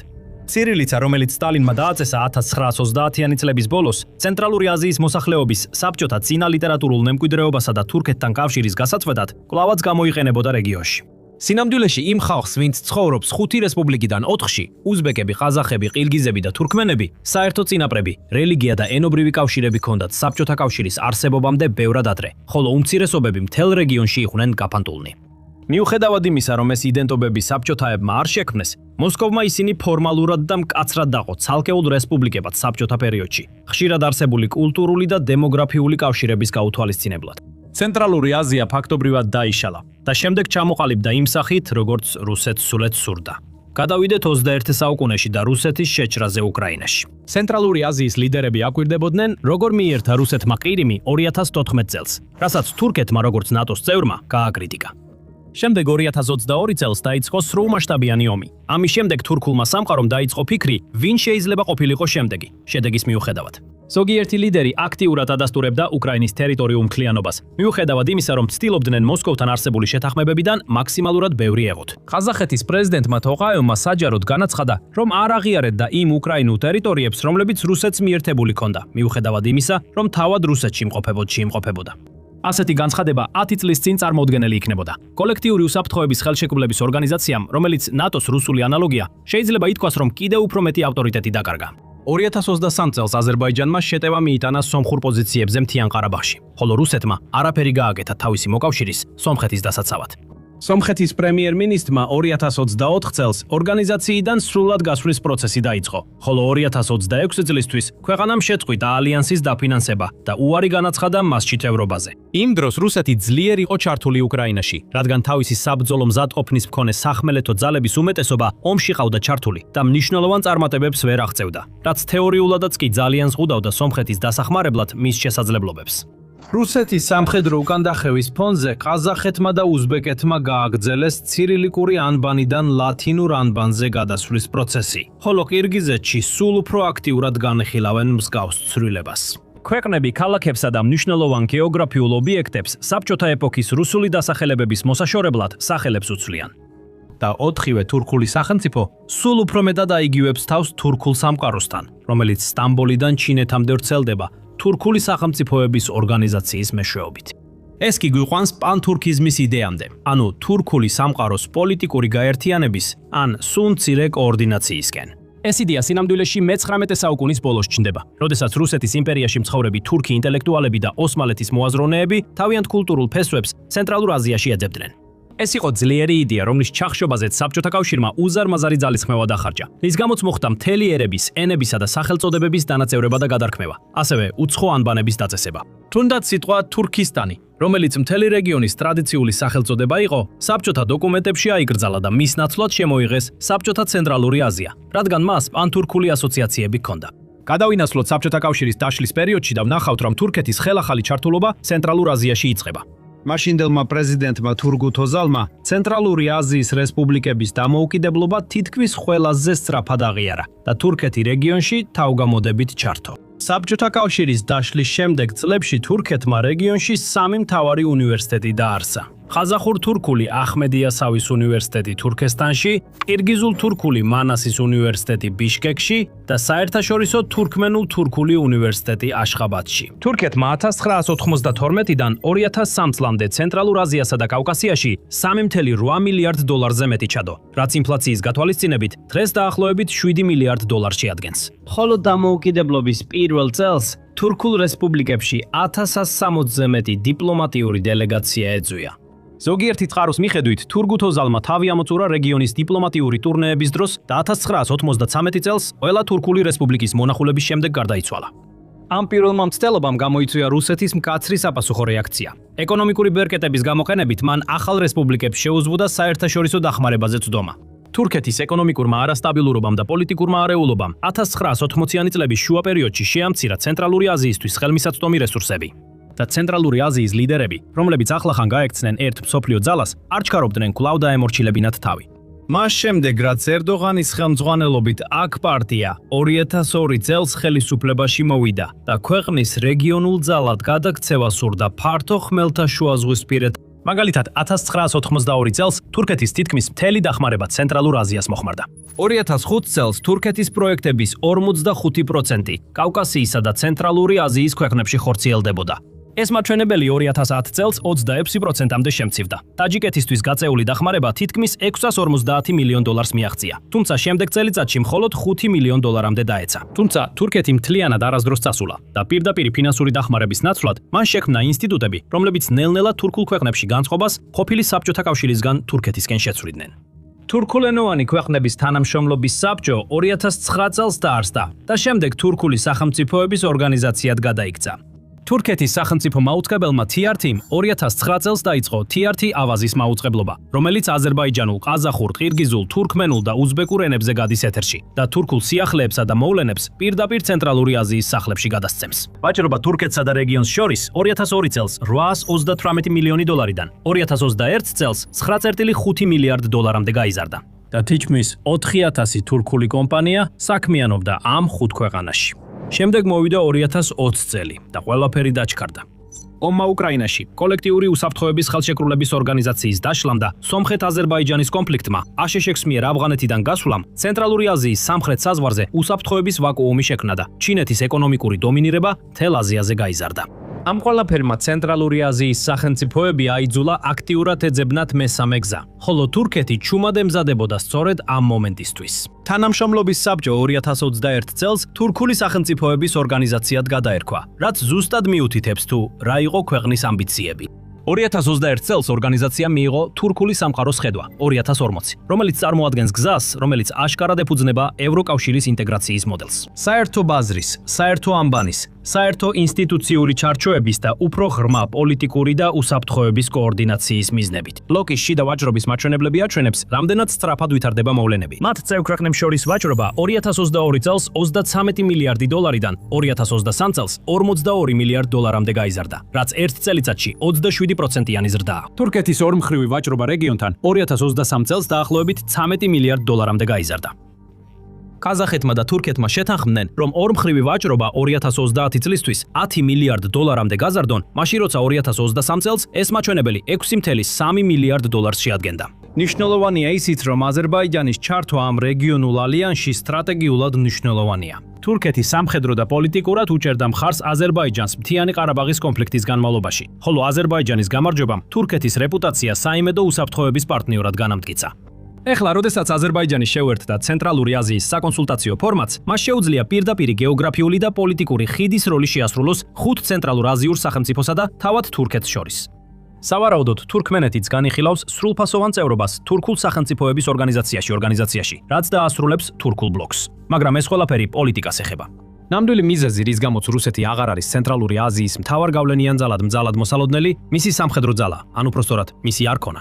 მაგრამ სანამ ამაზე გადავიდოდეთ, დარწმუნდით, რომ გამოწერილი გაქვთ მილიტარი შოუ. ჩვენ ყოველდღე ვაქვეყნებთ ვიდეოებს ბოლო მოვლენებსა და მსოფლიოს მასშტაბით მნიშვნელოვან გეოპოლიტიკურ ცვლილებებზე. დაუბრუნდეთ ცენტრალური აზიის სამხედრო ძალებს. უმეტესობა არმიებისა აღჭურვილი იყო საბჭოთა კავშირის ტექნიკით. მოგვიანებით კი მათ მხარს უჭერდა და წვრთნიდა რუსეთი, ყველაფერი ორგანიზებული იყო რუსული დოქტრინის საფუძველზე. და დიდი ხნის განმავლობაში, როცა რომელიმე ქვეყანას სამხედრო დახმარება სჭირდებოდა, რუსეთი აგზავნიდა თავის ჯარს.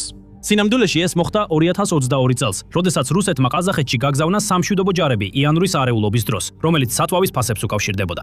მაგრამ რუსეთმა ვერ შეძლო მნიშვნელოვანი პროგრესის მიღწევა უკრაინაში 4 წლიანი ომის განმავლობაში, რამაც ბევრი დაეჭვა თუ რას შეუძლია რუსულ არმიას თანამედროვე ომის პირობებში. ხოლო მეორე მხარეს არის თურქეთი. თურქეთის ბაირაქტარ TB2 დრონმა თავისი რეპუტაცია ლიბიასა და სირიაში მოიპოვა. შემდეგ კი გადამწყვეტად დაამტკიცა თავი 2020 წლის ნაღორნო-ყარაბაღის ომში, სადაც მან სერიოზული ზიანი მიაყენა სომხურ ჯავშანსა და საჰაერო თავდაცვას. უკრაინამ თავადაც ფართოდ გამოიყენა იგი 2022 წლიდან და ბევრი წყარო ამტკიცებს, რომ ეს დრონი იყო სასიცოცხლო მნიშვნელობის დახმარება ომის პირველ თვეებში, სანამ უკრაინა საკუთარ დრონების ინდუსტრიას განავითარებდა. 2023 წლისთვის ცენტრალური აზიის უმეტესმა სახელმწიფომ თურქული დრონები შეიძინა, თუმცა ტაჯიკეთი უფრო ირანული დრონებონების ტექნოლოგიას მიუახლოვდა. ყაზახეთმა ცხელი მოაწერა შეთანხმებას თურქული ბაირაქტარის დრონების ლიცენზიით წარმოებაზე ყაზახეთის ტერიტორიაზე, რაც ნიშნავს, რომ ყაზახეთი ახლა პირდაპირ საკუთარ ქვეყანაში აწარმოებს თურქულ სამხედრო ტექნოლოგიას.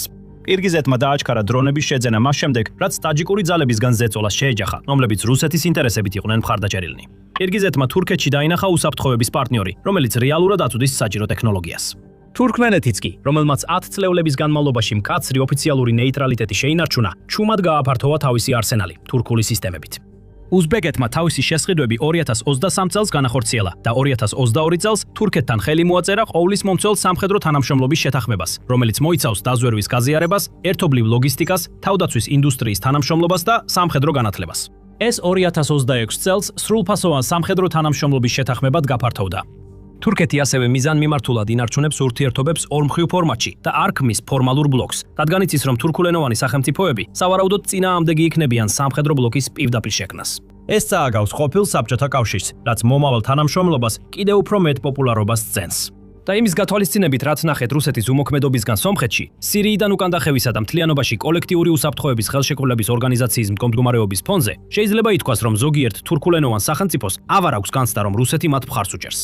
კაზახეთი განსაკუთრებით არის კოლექტიური უსაფრთხოების ხელშეკრულების ორგანიზაციის ყველაზე დიდი არარუსი წევრი და ზოგიერთი გამოკითხვა მიუთითებს, რომ ადგილობრივ მოსახლეობაში არსებული ალიანსის მხარდაჭერა დაბალია. ქვეყანამ ასევე დაიწყო თავის დაზღვევა რუსეთის წინააღმდეგ როგორც თურქეთის მიმართ, ზემოთხსენებული სავაჭრო ზრდით, ასევე ჩინეთის მიმართ, გახდომით სარტყლისა და გზის ინიციატივის საყვანძო ნაწილი, რათა გააფართოოს ჩინეთის გავლენა დასავლეთისკენ. შემდეგ არის მნიშვნელოვანი ეკონომიკური და რესურსებზე დაფუძნებული კომპონენტი, რომელიც ყურადღებას ამახვილებს რეგიონის ნავთობისა და გაზის მარაგებზე. რუსეთი დიდი ხანია აკონტროლებს მილსადენებს, რომლითაც ცენტრალური აზიის ნავთობი და გაზი ევროპულ ბაზრებზე აღწევს და ეს კონტროლი თავისებურ ბორკილად იქცა. უკრაინაში შეჭრის შემდეგ მოსკოვმა მხოლოდ 2022 წელს 4-ჯერ მაინც შეაფერხა ყაზახეთის ნავთობის ექსპორტი რუსეთის შავი ზღვის პორტებიდან, რითაც აჩვენა როგორ შეუძლია სურვილისამებრ მოკაჩოს ეს ბორკილი. თურქეთი აქტიურად აშენებს ინფრასტრუქტურას, რათა გაწყვიტოს ეს ბორკილი, რაც საბოლოოდ გამოიხატა შუა დერეფანში, სარკინიგზო და საზღვაო მარშრუტში, რომელიც ჩინეთიდან ყაზახეთის გავლით, კასპიის ზღვის გადაკვეთით, აზერბაიჯანსა და საქართველოს გავლით თურქეთში შედის და შემდეგ დასავლეთით ევროპაში მიემართება. დერეფანმა, რომელსაც ადრე რუსეთის ჩრდილოეთ ანალოგის ტვირთბრუნვის 1%-ზე ნაკლები ჰქონდა, 2022 წელს ტვირთების მოცულობა 33%-ით გაიზარდა. შემდეგ 2023 წელს 89%-ით, ხოლო 2024 წელს კიდევ 70%-ით, რადგან გადამზიდავებმა რუსეთიდან გადამისამართება დაიწყეს.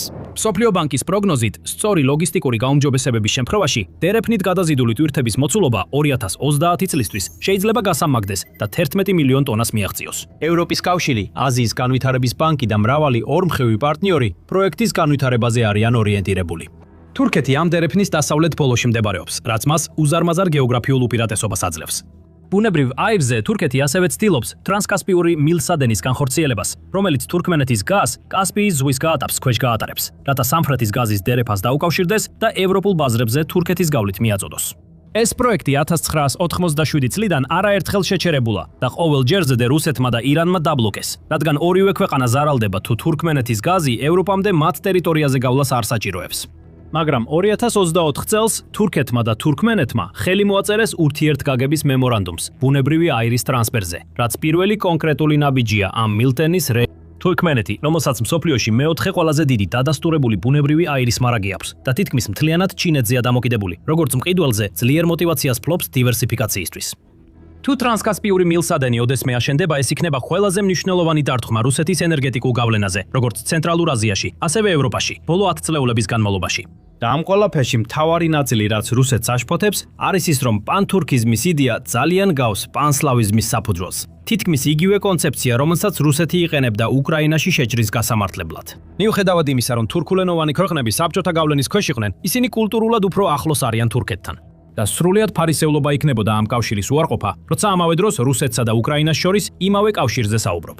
ზოგიერთი რუსი ანალიტიკოსი პანთურქიზმს ნატოს შეთქმულებად წარმოაჩენს და ამტკიცებს, რომ ეს არის დასავლეთის ორგანიზებული ოპერაცია, რომელიც მიზნად ისახავს რუსეთის დასუსტებას სამხრეთიდან. უფრო კონკრეტულად, ეს შეფასება უკავშირდება თურქეთის ნატოში წევრობას და მის გადაწყვეტილებას ხვეტილებას. უკრაინის ომის დროს მონტრეს კონვენცია გამოეყენებინა, რაც ზღუდავდა დამატებითი სამხედრო გემების გადაადგილებას თურქეთის სრუტეებში და კიდევ უფრო ართულებდა რუსეთის მდგომარეობას შავ ზღვაში. ეს ყველაფერი არნიშნავს იმას, რომ თურქეთი უბრალოდ აგრძელებს იქიდან, სადაც რუსეთი გაჩერდა. თურქეთს არც ერთ ცენტრალური აზიის 5 სახელმწიფოსთან საზღვარი არ აქვს. რუსეთს და ჩინეთს კი აქვთ. გეოგრაფიას აქვს გარკვეული უპირატესობები ვაჭრობაში, ინფრასტრუქტურასა და სამხედრო შესაძლებლობებში, რასაც დიპლომატია და დრონების გაყიდვები სრულად ვერ ანაზღაურებს. ჩინეთის ვაჭრობა რეგიონთან განსაცვიფრებელი 99.3 მილიარდი დოლარია. დოლარი ევროპის კავშირი ვაჭრობს 74.75 მილიარდ დოლარზე, ხოლო თავად რუსეთი კვლავაც ვაჭრობს დაახლოებით 40 მილიარდ დოლარზე. თურქეთის საკუთარი გეოპოლიტიკური ბალანსი კიდევ უფრო ართულებს სიტუაციას. ერდოღანმა შეინარჩუნა აქტიური ურთიერთობა პუტინთან უკრაინის ომის განმავლობაში, რადგან თურქეთმა უარი თქვა რუსეთის წინააღმდეგ დასავლურ სანქციებში მონაწილეობის მიღებაზე.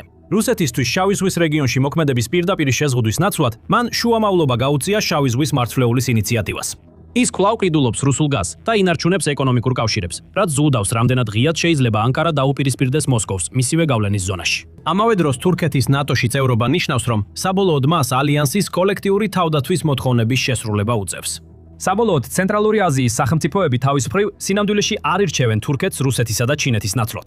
ისინი უბრალოდ თურქეთს ამატებენ იმ ბალანსირების პოლიტიკაში, რომელსაც 10 წლეულებია მისდევენ. იგივე ყაზახეთის პრეზიდენტი, რომელიც უკრაინის ტერიტორიულ მთლიანობას ადასტურებს, პუტინის გამარჯვების დღის აღმომს მოსკოვში დაესწრება. ნამდვილად ახალი ის არის, რომ შეიცვალა მოძრაობის მიმართულება. ლათინური ანბანები, გადარქმეული ქალაქები, საერთო ისტორიის სახელმძღვანელოები, დრონების შეძენა და სავაჭრო კორიდორები, რომლებიც რუსეთის გავლით კი არა, მის შემოვლით შენდება, ნელ-ნელა იქცევა იმ ინფრასტრუქტურად, რომელიც ამ ქვეყნებს საშუალებას აძლევს ეტაპობრივად შეამცირონ დამოკიდებულება რუსეთზე. თურქულ სახელმწიფოების ორგანიზაცია არც ევროკავშირია და არც ბრიქსი, მაგრამ ეს არის მოქმედი ინსტიტუცია, რომელსაც აქვს რეალური სავაჭრო ნაკადები, რეალური სამხედრო თანამშრომლობა და გრძელვადიანი ინტეგრაციის საგზაო რუკა, რომელიც რეალურად ხორციელდება. თურქეთი ასევე ისაა, რაც რუსეთს ნამდვილად არ შეუძლია იყოს. ეკონომიკური პარტნიორი, რომელსაც რეგიონთან აქვს რეალური კულტურული კავშირი, საერთო ისტორიისა და ენის მეშვეობით. ამავდროულად არის ნატოს მეორე უდიდესი არმია და 2026 წლისთვის ითვლება მსოფლიოს 10 საუკეთესო არმიას შორის. ყველაზე დიდი ირონია ისაა, რომ პუტინმა უკრაინაში შეჭრა სულ მცირე ნაწილობრივ დაიწყო იმისთვის, რომ ხელახლა დაემტკიცებინა რუსეთის დომინანტობა პოსტსაბჭოთა სივრცეზე და შეეჩერებინა მოსკოვის გავლენის სფეროს შემდგომი შემცირება. ამის ნაცვლად ამ ომმა ცენტრალური აზიის რუსეთისგან დაშორება უფრო დააჩქარა, ვიდრე ბოლო 30 წლის განმავლობაში, რომელიმე სხვა ერთმა მოვლენამ. მან თურქეთს მისცა შესაძლებლობა, რომელიც ანკარამ სწრაფად და ეფექტურად გამოიყენა. წლების განმავლობაში რუსეთი ამაყობდა თავისი ბალისტიკური რაკეტების უპირატესობით უკრაინაზე. ეს რაკეტები უკრაინის ქალაქებსა და ინფრასტრუქტურაზე ცვივა. მაგრამ ვითარება იცვლება და პუტინის ბალისტიკური უპირატესობა მალე მტრად იქცევა. უკრაინასა და ევროპას აქვთ გეგმა, გიგანტური პროექტი, რომელიც შექმნის გაუვალ ფარს, რომლითაც რუსული რაკეტები ვეღარ მიაღწევს მიზანს და პუტინის ამბიციებს სამუდამოდ დაასუსტებს. დაცვა მოდის. მაგრამ ნამდვილი ამბავი შეიძლება ის იყოს, რომ ეს არის დაცვა კოალიციის მეშვეობით, რომლის შექმნასაც პუტინი არასდროს ელოდა. მაისის 12-ს ხალხისადმი მიმართვაში უკრაინის პრეზიდენტმა ვოლოდიმირ ზელენსკიმ სენსაციური განცხადება გააკეთა, რომ უკრაინამ ოფიციალურად შექმნა კოალიცია რამდენიმე ევროპელ პარტნიორთან ერთად, რომელიც პირდაპირ ებრძვის ბალისტიკური რაკეტების საფრთხეს, რომელსაც რუსეთი წარმოადგენს. ეს ამბავი გავრცელდა მას შემდეგ, რაც ყველა მონაწილე ქვეყნის ეროვნული უსაფრთხოების მრჩევების მრჩეველების შეხვედრა გაიმართა. და ამ კოალიციიდან მიღებული შედეგი შეიძლება იყოს ყველაზე მნიშვნელოვანი ინიციატივა, რომელიც უკრაინამ თავის ევროპელ პარტნიორებთან ერთად განახორციელა, მას შემდეგ რაც პუტინმა დაიწყო თავისი შეჭრა. ჩვენ თანმიმდევრულად წევთ წინ ანტისარაკეტო შესაძლებლობების წარმოების საკითხს ევროპაში. ჩვენ ვქმნით ანტისარაკეტო კოალიციას, განაცხადა ზელენსკიმ თავის მიმართვაში და დაამატა. ახლა შედეგთან უფრო ახლოს ვართ, ვიდრე ოდესმე. რას ნიშნავს ეს სინამდვილეში? შეხვედრა, რომელსაც ზელენსკი გულისხმობს, კიევში გაიმართა და მასში მონაწილეობდნენ უკრაინის 13 პარტნიორი ქვეყანა და ნატოს გენერალური მდივნის ოფისის წარმომადგენლები. ბოლო ნაწილი მნიშვნელოვანია. მიუხედავად იმისა, რომ ამჟამად კოალიციაში 10-ოდე პარტნიორი ქვეყანაა ჩართული, ის ფაქტი, რომ ნატომ წარმომადგენლები გაგზავნა, ნიშნავს, რომ ორგანიზაცია, რომელსაც 22 წევრი ჰყავს, ძალიან ინტერესდება იმით, რასაც უკრაინა ამზადებს. დიდი ალბათობით უკრაინის ახალი კოალიციის ბევრი წევრი თავადაც ნატოს წევრია. და ის, რასაც ისინი ერთად შექმნიან, შეიძლება საბოლოოდ გამოიყენოს ორგანიზაციამ, რომელსაც ძალიან აინტერესებს რუსეთის მაქსიმალურად დასუსტება. რაც შეეხება იმას, კონკრეტულად რომელი ქვეყნები მიიღებენ მონაწილეობას, ზელენსკიმ არ თქვა. თუმცა შეიძლება სიმბოლური იყოს ის, რომ ზელენსკიმ თავისი მიმართვის შემდეგ დაუყოვნებლივ გაფრინდა რუმინეთში, ბუქარესტის ცხრილ შეხვედრაზე. ეს თავისუფალი ორგანიზაცია პერიოდულად იკრიბება, რათა განიხილოს, როგორ შეიძლება გააძლიეროს უკრაინის თავდაცვა. რუმინეთი, რა თქმა უნდა, წევრია, ისევე როგორც ლატვია, ესტონეთი, პოლონეთი, სლოვაკეთი, უნგრეთი, ლიტვა, ბულგარეთი და ჩეხეთი. შეიძლებოდა თუ არა ამ ცხრილ შეხვედრა დაგეგმილიყო იმისთვის, რომ უკრაინას დამატებითი განხილვები გაემართა თავისი ახალი ბალისტიკური რაკეტსაწინააღმდეგო თავდაცვის პროექტის შესახებ. შეიძლება. ზელენსკი სულ ახლახან ჩამოვიდა რუმინეთში ამ ვიდეოს შექმნის დროს, ასე რომ როცა თქვენ ნახავთ ამას, შეიძლება უკვე მეტი ვიცოდეთ. ერთი რამ, რაც ნამდვილად ვიცით, არის ის, რომ უკრაინა ატალიბებს პარტნიორობებს, რომლებიც როგორც ჩანს მიმართულია შემდეგი თაობის საჰაერო თავდაცვის სისტემების შექმნისკენ, რაც აუცილებელი იქნება ბალისტიკური რაკეტსაწინააღმდეგო ფარისთვის, რომელიც უნდა დაიცვას როგორც მისი ტერიტორია, ასევე ნებისმიერი ევროპული ქვეყნის ტერიტორია, რომელსაც პუტინისგან საფრთხე დაემუქრება. Firepoint-ი, რომელიც არის სამარცხვინოდ ცნობილი Flamingos დრონ-ფთოსანი რაკეტის ჰიბრიდის მწარმოებელი და რომელმაც უკრაინის სიღრმისეული დარტყმის სტრატეგიას ახალი სიცოცხლე შესძინა, ამ პარტნიორობების უმეტესობის ავანგარდში დგას. კიევ-პოსტი უცხება, რომ კომპანია აქტიურად თანამშრომლობს ევროპელ თავდაცვის კონტრაქტორებთან ახალი საჰაერო თავდაცვის სისტემების შესაქმნელად. ეს ახალი თავდაცვის სისტემები შეიძლება მთლიანად შეცვალოს რუსეთის რაკეტებით დატვირთული გრძელვადიანი სტრატეგია. საბოლოოდ ეს შეიძლება გამოიწვიოს მნიშვნელოვანი, მაგრამ ძვირადღირებული ჩამჭერი რაკეტის შემცვლელის შექმნა. ჩვენ ბევრი არ ვიცით იმაზე, რაზე მუშაობს Firepoint, რადგან კომპანია ბუნებრივად ცდილობს თავისი საქმიანობა მაქსიმალურად საიდუმლოდ შეინახოს, რათა შეამციროს შანსი, რომ რუსეთმა შეიმუშაოს საპასუხო საშუალებები იმაზე, რასაც ის თავის პარტნიორებთან ერთად ქმნის. თუმცა კომპანიის ერთ-ერთმა ხელმძღვანელმა დენის სტილერმანმა დაადასტურა, რომ მიმდინარეობს მუშაობა ახალ სისტემაზე, რომლის გაშვებაც 2027 წლის რომელიღაც ეტაპზეა დაგეგმილი, იტყობინება Reuters-ი. ამ ხელმძღვანელის თქმით, მიზანი მარტივია: შეიქმნას პატრიოტის რაკეტსაწინააღმდეგო სისტემის ევროპული ალტერნატივა. თუ შევძლებთ მისი ღირებულების $1 მილიონ-ზე ნაკლებამდე შემცირებას, ეს საჰაერო თავდაცვის გადაწყვეტილებებში თამაშის წესებს შეცვლის. განაცხადა ხელმძღვანელმა და დაამატა: ვგეგმავთ პირველი ბალისტიკური რაკეტის ჩამოგდებას 2027 წლის ბოლოს. საგულისხმოა, რომ ამერიკული პატრიოტის რაკეტები უკრაინის მრავალფენოვანი საჰაერო თავდაცვის ერთ-ერთი უმნიშვნელოვანესი ნაწილია, განსაკუთრებით იმიტომ, რომ მათ შეუძლიათ რუსეთის ფრთოსანი და ბალისტიკური რაკეტების მოგერიება. მაგრამ პატრიოტის ჩაუნგდები რაკეტების ერთ-ერთი პრობლემა ისაა, რომ ისინი მნიშვნელოვნად ამცირებენ იმ ქვეყნების ბიუჯეტს, რომლებიც მათ ყიდულობენ. BBC-ის ინფორმაციით, ერთი პატრიოტის ბატარეის ღირებულება დაახლოებით $1 მილიარდ შეადგენს, ხოლო თითოეული რაკეტა, რომელსაც ეს ბატარეები უშვებენ, დაახლოებით $4 მილიონი ღირს. უკრაინას უბრალოდ არ შეუძლია ესეთი ხარჯების გაწევა, როცა რუსეთი თითქმის ყოველდღიურად უშვებს რაკეტებსა და დრონებს მის ტერიტორიაზე. ფასის საკითხი პრობლემას წარმოადგენს, როდესაც პატრიოტზე ხარ დამოკიდებული. და კიდევ ერთი პრობლემაა, რომლის გადალახვაც უკრაინას სურს, თავისი ახალი ბალისტიკური რაკეტებისგან თავდაცვის ახალი კოალიციით, რაზეც მოგვიანებით ვისაუბრებთ. რაც შეეხება აშეტეშოს, მას შესაძლოა მნიშვნელოვანი როლი ჰქონდეს უკრაინის ახალ ბალისტიკური რაკეტებისგან თავდაცვის კოალიციაში. საკუთარ გამოსვლაში ვოლოდიმირ ზელენსკიმ აღნიშნა, რომ უკრაინა აშშ-თან ერთად მუშაობს საჰაერო თავდაცვის საკითხზე. რას ნიშნავს ეს? ზელენსკიმ არ დააკონკრეტა, მაგრამ შესაძლოა აშშ ყურადღებით აკვირდება მოლენებს და ელოდება შეძლებს თუ არა Firepoint-ი, Patriot-ის IAP ალტერნატივის შექმნას. ეს თავისთავადაც ძალიან ღირებული იქნება, მაგრამ თუ ეს ახალი რაკეტა ასევე თავსებადი იქნება არსებულ Patriot-ის სისტემებთან, უკრაინა შეიძლება გადაიქცეს საჰაერო თავდაცვის სფეროში გადამწყვეტ ძალად, რომელსაც შეუძლია ბევრად მეტი უზრუნველყოს, ვიდრე მხოლოდ საკუთარი თავი. ერთი რამ ცხადია, ამ კოალიციის გამოცხადება უკრაინისთვის უკეთეს დროს ვერ მოხდებოდა. 11 მაისის ანგარიში RBC უკრაინამ გაამჟღავნა, რომ უკრაინას Patriot-ის გადამჭველი რაკეტების მარაგი თითქმის ამოეწურა, რადგან რუსეთი აგრძელებს ქვეყნის დაბომბვას ბალისტიკური და საკრუიზო რაკეტებით. პრობლემას ამძაფრებს ისიც, რომ უკრაინის ბევრ მოკავშირეს არ სურს საკუთარი რაკეტების მარაგის გადაცემა უკრაინისთვის, მიუხედავად იმისა, რომ უკრაინა მზადაა გადაიხადოს ამ რაკეტებში. ამჟამად უკრაინაში მხოლოდ რამდენიმე საბაზისო Patriot-ის ბატარეა მოქმედებს და Pearl Initiative, რომლის მეშვეობითაც ევროპულ ქვეყნებს შეუძლიათ შეიარაღების შეძენა უკრაინისთვის აშშ-დან, არ უზრუნველყოფს იმ რაოდენობის იარაღს, რაც უკრაინას სჭირდება თავისი ციის დასაცავად. იგივე წყარო ასევე იუწყება, რომ ვლადიმირ პუტინი კვლავ იწყებს ბირთვული მუხარების გაძლიერებას, იმ დროს, როცა აცხადებს რუსეთის სტრატეგიული ძალების გაფართოებას. სიტყვით გამოსვლისას ვლადიმირ პუტინმა განაცხადა, რომ რუსეთს იძულებული გახადა სტრატეგიული უსაფრთხოების უზრუნველყოფაზე ეფიქრა, მას შემდეგ რაც აშშ-მ გადაწყვიტა ანტისარაკეტო ხელშეკრულებიდან გამოსვლა. ეს ხელშეკრულება კონკრეტულად აშშ-სა და რუსეთს ეხება, მაგრამ ნებისმიერი რიტორიკა ვლადიმირ პუტინის მხრიდან, რომელიც მიუთითებს, რომ ის აპირებს გაზარდოს რუსეთის ბალისტიკური რაკეტების საფრთხე, გარდაულად ცუდი ამბავია უკრაინისთვის. ის ფაქტი, რომ ვლადიმირ პუტინმა ასევე ახსენა რუსეთის ორეშნიკის რაკეტა, რომელიც ჰიპერბგერითი ბალისტიკური რაკეტაა და ბოლოს იანვარში გამოიყენეს უკრაინის წინააღმდეგ, კიდევ ერთი შეშფოთების მიზეზია უკრაინისთვის. ვლადიმირ პუტინმა მკაფიოდ აღნიშნა, რომ ამ საშიშ რაკეტას შეიძლება ბირთვული ქობინები დაუყენონ. ეს ფაქტი უკვე საკმარისია იმისთვის, რომ უკრაინა მაქსიმალურად ფრთხილად იყოს და გამოიყენოს ყველა შესაძლო თავდაცვა, რადგან ვლადიმირ პუტინი, რომლის მცდელობები მსოფლიოს მანიპულირებაში მარცხდება, სულ უფრო არასტაბილური ხდება. რუსეთის მუხარებისა და რიტორიკის მიღმა უკრაინასა და მის ანტისარაკეტო კოალიციას ასევე შეუძლია მნიშვნელოვანი როლი ითამაშოს უკრაინის საჰაერო თავდაცვის ერთ-ერთი უმნიშვნელოვანესი ასპექტის აშშ-სგან გამიჯვნაში. და ეს ისევ გვაბრუნებს პატრიოტების მეორე პრობლემასთან, რომელიც ადრე ვახსენეთ.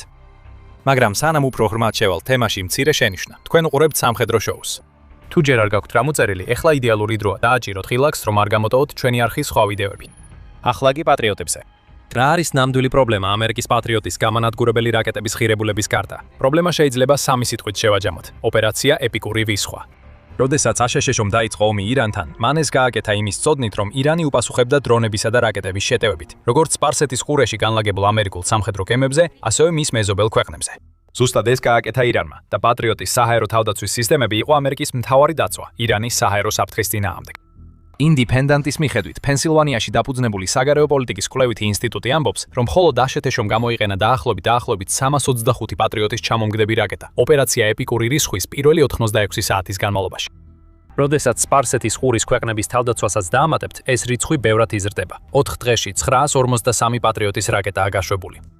მას შემდეგ, რაც ოპერაციის ის საწყისი დღეები გავიდა, კიდევ უფრო მეტი პატრიოტის რაკეტა იქნება გამოყენებული და ეს არის მთავარი პრობლემა უკრაინისთვის. თუ აშშ თავის პატრიოტის რაკეტების მარაგს ასე სწრაფად ხარჯავს, უკრაინა ვეღარ შეძლებს ამ რაკეტების მიღებას, რომლებიც მის საჰაერო თავდაცვას სასიცოცხლოდ ჭირდება. ზელენსკიმ უკვე გაუსვა ხაზი წარმოების შეფერხებას, რომელიც ასეთი დიდი პრობლემაა. უკრაინის პრეზიდენტი ამბობს, რომ აშეეშოთ თვეში 60-დან 65-მდე პატრიოტის რაკეტას აწარმოებს, რაც წელიწადში მაქსიმუმ 780 შეადგენს, თუ ზელენსკის მონაცემები სწორია. ზელენსკი ასევე ამტკიცებს, რომ ოპერაცია ეპიკური რისხვის პირველ დღეს 803 პატრიოტის რაკეტა იქნა გამოყენებული. ნიშნულობა არ აქვს, უკრაინის პრეზიდენტი მართალია თუ საგარეო პოლიტიკის კვლევითი ინსტიტუტი. თავარი ისაა, რომ რამდენიმე დღეში პატრიოტის წლიური წარმოებაზე მეტი რაკეტა იქნა გამოყენებული. იგივე ანგარიში, რომელსაც ინდეპენდენტი ავრცელებს, აღნიშნულია, რომ აშეშჩემ უკვე 20 მარტისთვის პატრიოტის რაკეტების მნიშვნელოვანი ნაწილი ახლო აღმოსავლეთში გადაამისამართა. და საიდან მოვიდა ეს რაკეტები? ძირითადად ევროპაში მდებარე ამერიკული ბაზებიდან, რომლებიც მათ საჰაერო თავდაცვის გასაძლიერებლად იყენებდნენ. მოულოდნელად ბევრად უფრო გასაგები ხდება, რატო ერიდებიან ევროპული ქვეყნები უკრაინისთვის დამატებითი პატრიოტის რაკეტების გაგზავნას. მათ უკვე დაკარგეს დიდი რაოდენობის რაკეტები, რომლებიც ტექნიკურად მათ მარაგებში იყო, თუნდაც ეს რაკეტები აშეჩოს ეკუთვნოდა და ისინი ვეღარ შეძლებენ საკუთარი თავდაცვის კიდევ უფრო შესუსტებას უკრაინის დახმარებით. გარდა ამისა, ეს სიტუაცია ნათელს ხდის, რატომ შეძლო უკრაინამ 13 ევროპელი პარტნიორის ჩართვა თავის ახალ ბალისტიკური რაკეტების საწინააღმდეგო კოალიციაში და რატომ მუშაობს ახლა Firepoint ევროპულ თავდაცვის კომპანიებთან პატრიოტის ალტერნატივის შესაქმნელად. ევროპაც ისევე სურს აშშ-ს საჰაერო თავდაცვაზე დამოკიდებულების შემცირება, როგორც უკრაინას, და ეს მხოლოდ ცუდს ნიშნავს პუტინისთვის. არ ჩანს, რომ პატრიოტის დეფიციტის პრობლემა მალე თავისით მოგორდება. აშშ-ის მთავრობამ Lockheed Martin-ს, რომელიც პატრიოტის ჩამჭერებს აწარმოებს, 4.7 მილიარდი დოლარის წინასწარი კონტრაქტი მიჰცა, რათა მეტი ჩამჭერი აწარმოოს. მაგრამ ეს მხოლოდ 1165 რაკეტის წარმოებას ნიშნავს. თუ BBC-ს მიერ დასახელებული 4 მილიონი დოლარის ღირებულება სწორია. თუნდაც Lockheed Martin-მა შეძლოს ამ რაკეტების წარმოება 1 წლის განმავლობაში, ეს ვერ გადაჭრის იმ მყისიერ დეფიციტს, რაც ახლა არსებობს და ძირითადად მხოლოდ აშშ-ს მარაგების შევსება იქნება. შესაძლოა რამდენიმე რაკეტა სხვებისთვისაც გახდეს ხელმისაწვდომი. აშშ ასევე აყენებს პატრიოტის სისტემებისა და რაკეტების მიწოდებას, რომლებიც თავის პარტნიორებს დაპირდა. მაისის 13-ში გავრცელდა ინფორმაცია, რომ აშშ-მ შვეიცარიას აცნობა, რომ დიდი ხნის ნანატრი პატრიოტების მიწოდება კიდევ უფრო გადაიდებოდა ირანში მიმდინარე ომის გამო. შვეიცარიამ ეს სისტემები 2022 წელს შეუკვეთა იმ მოლოდინით, რომ მათი მიწოდება 2026-დან 2028 წლამდე პერიოდში მოხდებოდა. Al Jazeera ინგლისურის ინფორმაციით, ეს ვადები უკვე 4 ან 5 წლით გადაიწია უკრაინის ომის გამო და ახლა კიდევ უფრო იწევს, რადგან აშშ-ო ცდილობს, რაც შეიძლება მეტი პატრიოტის სისტემები შეინარჩუნოს. ოპერაცია ეპიკური რისხვის მხარდასაჭერად და იმ აღდგენის პრენის პროცესისთვის, რომელიც ამ ოპერაციის შემდეგ დაიწყება. და არა მხოლოდ ეს, შვეიცარიის მთავრობა აცხადებს, რომ აშშ-ო ახლა პატრიოტის სისტემებისთვის უფრო მეტ თანხას ითხოვს, ვიდრე მაშინ, როცა შეთანხმება 2022 წელს გაფორმდა. ამერიკის ამ ნაბიჯმა შვეიცარია ალტერნატიული მომწოდებლების ძიებისკენ უბიძგა, სადაც განიხილება სამხრეთ კორეის, საფრანგეთის, გერმანიისა და ისრაელის მიერ შექმნილი სისტემები. სავსებით შესაძლებელია, რომ შვეიცარია უკრაინის ახალ კოალიციაში აღმოჩნდეს წევრად, თუ უკვე არ არის. თავარი ისაა, რომ უკრაინამ და მისმა ბევრმა ევროპელმა პარტნიორმა ვეღარ შეძლეს პატრიოტის სისტემებისა და რაკეტების სტაბილურ მიწოდებაზე დაყრდნობა, საჭიროა ალტერნატივა. და სწორედ ამას აპირებს ახალი 13 ქვეყნის კოალიცია. აი რას ნიშნავს ეს მომავლისთვის, როგორც უკრაინისთვის, ასევე მთელი ევროპისათვის. პუტინი ძალიან გაბრაზდება. ალბათ არ არის დამთხოვა, რომ ბირთვული და ბალისტიკური რაკეტების რიტორიკა სწორედ იმ დროს გამძაფრდა, როცა უკრაინამ თავისი ახალი კოალიცია გამოაცხადა. ეხლა პუტინს აქვს საქმე 13 ქვეყანასთან, რომლებიც უკრაინასთან ერთად მუშაობენ იმისთვის, რომ წინააღმდეგობა გაუწიონ იმ საფრთხეს, რომელსაც ის იყენებს თავისი მტრების დასაშინებლად და დასამორჩილებლად. და არ შეგეშალოთ, რუსეთი წარმოადგენს დიდ ბალისტიკურ სარაკეტო საფრთხეს.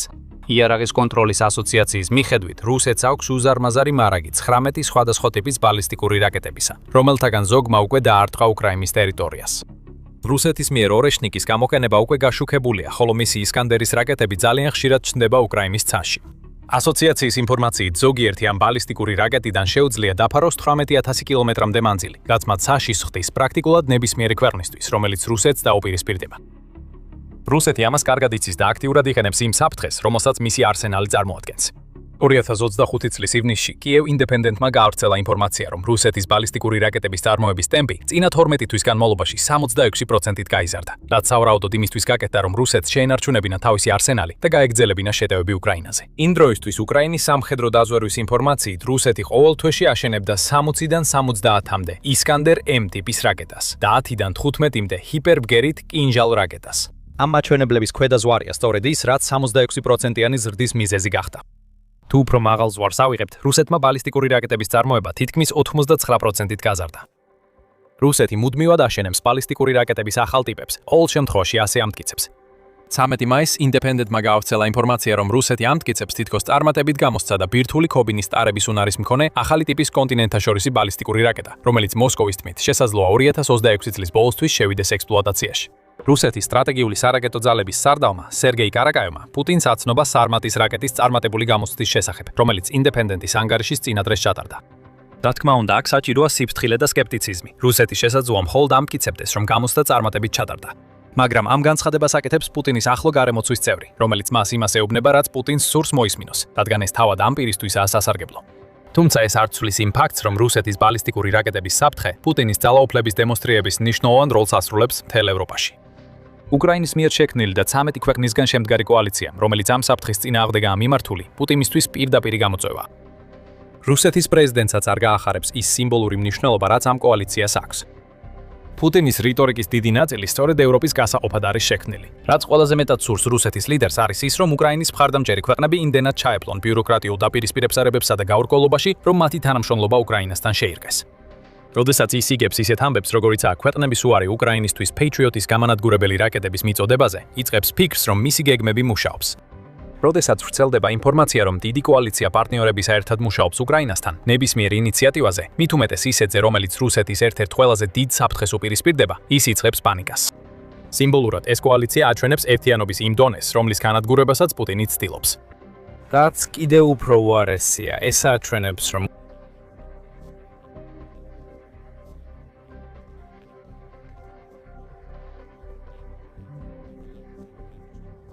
უკრაინა სუვერენულ სახელმწიფოდ კიდევ დიდხანს იარსებებს და რუსეთს ამის შეცვლა შეუძლია. ამ ყველაფერს ემატება ისიც, რომ უკრაინა არა მხოლოდ თანასწორი პარტნიორია ასეთ კოალიციაში, არამედ როგორც ჩანს, აქტიურად უდგას სათავეში ამ ინიციატივას. ეს პუტინისთვის სრულიად განსხვავებულ გზავნილს წარმოადგენს. უკრაინა ასრულებს ტრანსფორმაციას იმ ქვეყნიდან, რომელიც რუსული აგრესიის წინააღმდეგ ბრძოლაში ძლიერად ეყრდნობოდა პარტნიორებს. იმ ქვეყნად, რომელსაც შეუძლია გახდეს არა მხოლოდ მიმღები, არამედ მიმწოდებელიც იმ ტექნოლოგიებისა, რომლებიც ანადგურებს რუსეთის ამბიციებს. უკვე მხოლოდ ბოლო რამდენიმე თვეში მსოფლიოს სხვადასხვა ქვეყნებმა უკრაინას მიმართეს დახმარებისთვის საკუთარი თავდაცვის გაძლიერებაში, ან უკრაინასთან ერთად კიდევ უფრო შთამბეჭდავი იარაღის შესაქმნელად. იარაღი. პატარმა საუდის არაბეთმა და არაბთა გაერთიანებულმა საამიროებმა 10 წლიანი თავდაცვის შეთანხმებები გააფორმეს უკრაინასთან, რათა მათ შეეძლოთ მიიღონ უპილოტო აპარატების ჩამჭერი ტექნოლოგია. უკრაინა სანაცვლოდ მიიღებს საწოლს, ფულს და სამხედრო იარაღს. დიდმა ბრიტანეთმა და უკრაინამ შეთანხმდნენ ახალ უპილოტო აპარატების პარტნიორობაზე, რომელიც მიზნად ისახავს ორივე ქვეყანას დაეხმაროს მიიღონ მეტი დაბალფასიანი საშუალება რუსეთის იარაღის წინააღმდეგ. 12 მაისს უკრაინამ და გერმანიამ ხელი მოაწერეს განზრახულობის წერილს Brave Germany-ის დასაწყებად, რომელიც როგორც ჩანს უკრაინის Brave One პროგრამის განშტოებაა. ამ შეთანხმების ფარგლებში უკრაინა და გერმანია ერთად იმუშავებენ ყველა სახის ტექნოლოგიის განვითარებაზე, უპილოტო სისტემებიდან დაწყებული ლაზერებით, ხელოვნური ინტელექტითა და რაკეტების ტექნოლოგიით დამთავრებული. პუტინს უნდა რომ დააყოს და დაიპყროს, ხომ ასეა, როგორც ჩანს ის ზუსტად საპირისპიროს აღწევს. უკრაინა იქცევა იმ წებოდ, რომელიც მთელი მსოფლიოს ქვეყნებს აერთიანებს და ამაზე უკეთესი მდგომარეობა ქვეყანას ამ ეტაპზე არ ექნება. ყველა ეს შეთანხმება ანტისარაკეტო კოალიციასთან ერთად გვიჩვენებს, რომ უკრაინა გახდა შეუცვლელი თავდაცვის პარტნიორი ევროპის და სპარსეთის ყურის რეგიონის ყველაზე ძლიერ ქვეყნებთან. უახლესი კოალიცია მხოლოდ აისბერგის წვერია. შეუღწევადი ბალისტიკური რაკეტების ფარი, რომელიც შეიქმნება უკვე საკმარისად გიგანტურია, მაგრამ რუსეთის პრობლემა მხოლოდ დასაწყისია, რადგან უკრაინა ანაცვლებს რუსეთს როგორც სანდო თავდაცვის პარტნიორი მსოფლიოს სხვადასხვა ქვეყნისთვის. და ყველაფერი, რაც პუტინს დარჩენია, არის უყუროს და იმედონოს, რომ ახალი კოალიცია მალე შედეგებს არ მოიტანს. მაგრამ ჩვენ ვნახეთ, რამდენად სწრაფად შეუძლია უკრაინას მოქმედება. ჩვენ ვფიქრობთ, რომ პუტინის იმედები ბევრად უფრო ადრე დაინგრევა, ვიდრე მას ჰქონი. რუსეთის პრეზიდენტს ვერც კი შეუძლია დაეყრდნოს თავის მარიონეტებს ევროპაში, რომ შექმნან ის განხეთქილება, რაც მას სჭირდება. აპრილის ბოლოს უნგრეთში რაღაც გრანდიოზული მოხდა. ამაც კონტინენტური ძალთა ბალანსი კიდევ უფრო პუტინის საწინააღმდეგოდ შეცვალა. ვიქტორ ორბანი წავიდა, პეტერ მაჯარი მოვიდა. შეგიძლიათ გაიგოთ, რატომ არის ეს ასე მნიშვნელოვანი პუტინისთვის, თუ უყურებთ ჩვენს ვიდეოს. და თუ მოგეწონათ ეს ვიდეო, არ დაგავიწყდეთ გამოიწეროთ სამხედრო შოუ, რომ ნახოთ მეტი ჩვენი ანალიზი უკრაინის სამხედრო სახელმწიფო ჩამოყალიბების შესახებ. და როგორც ყოველთვის, მადლობას გიხდით ყურებისთვის.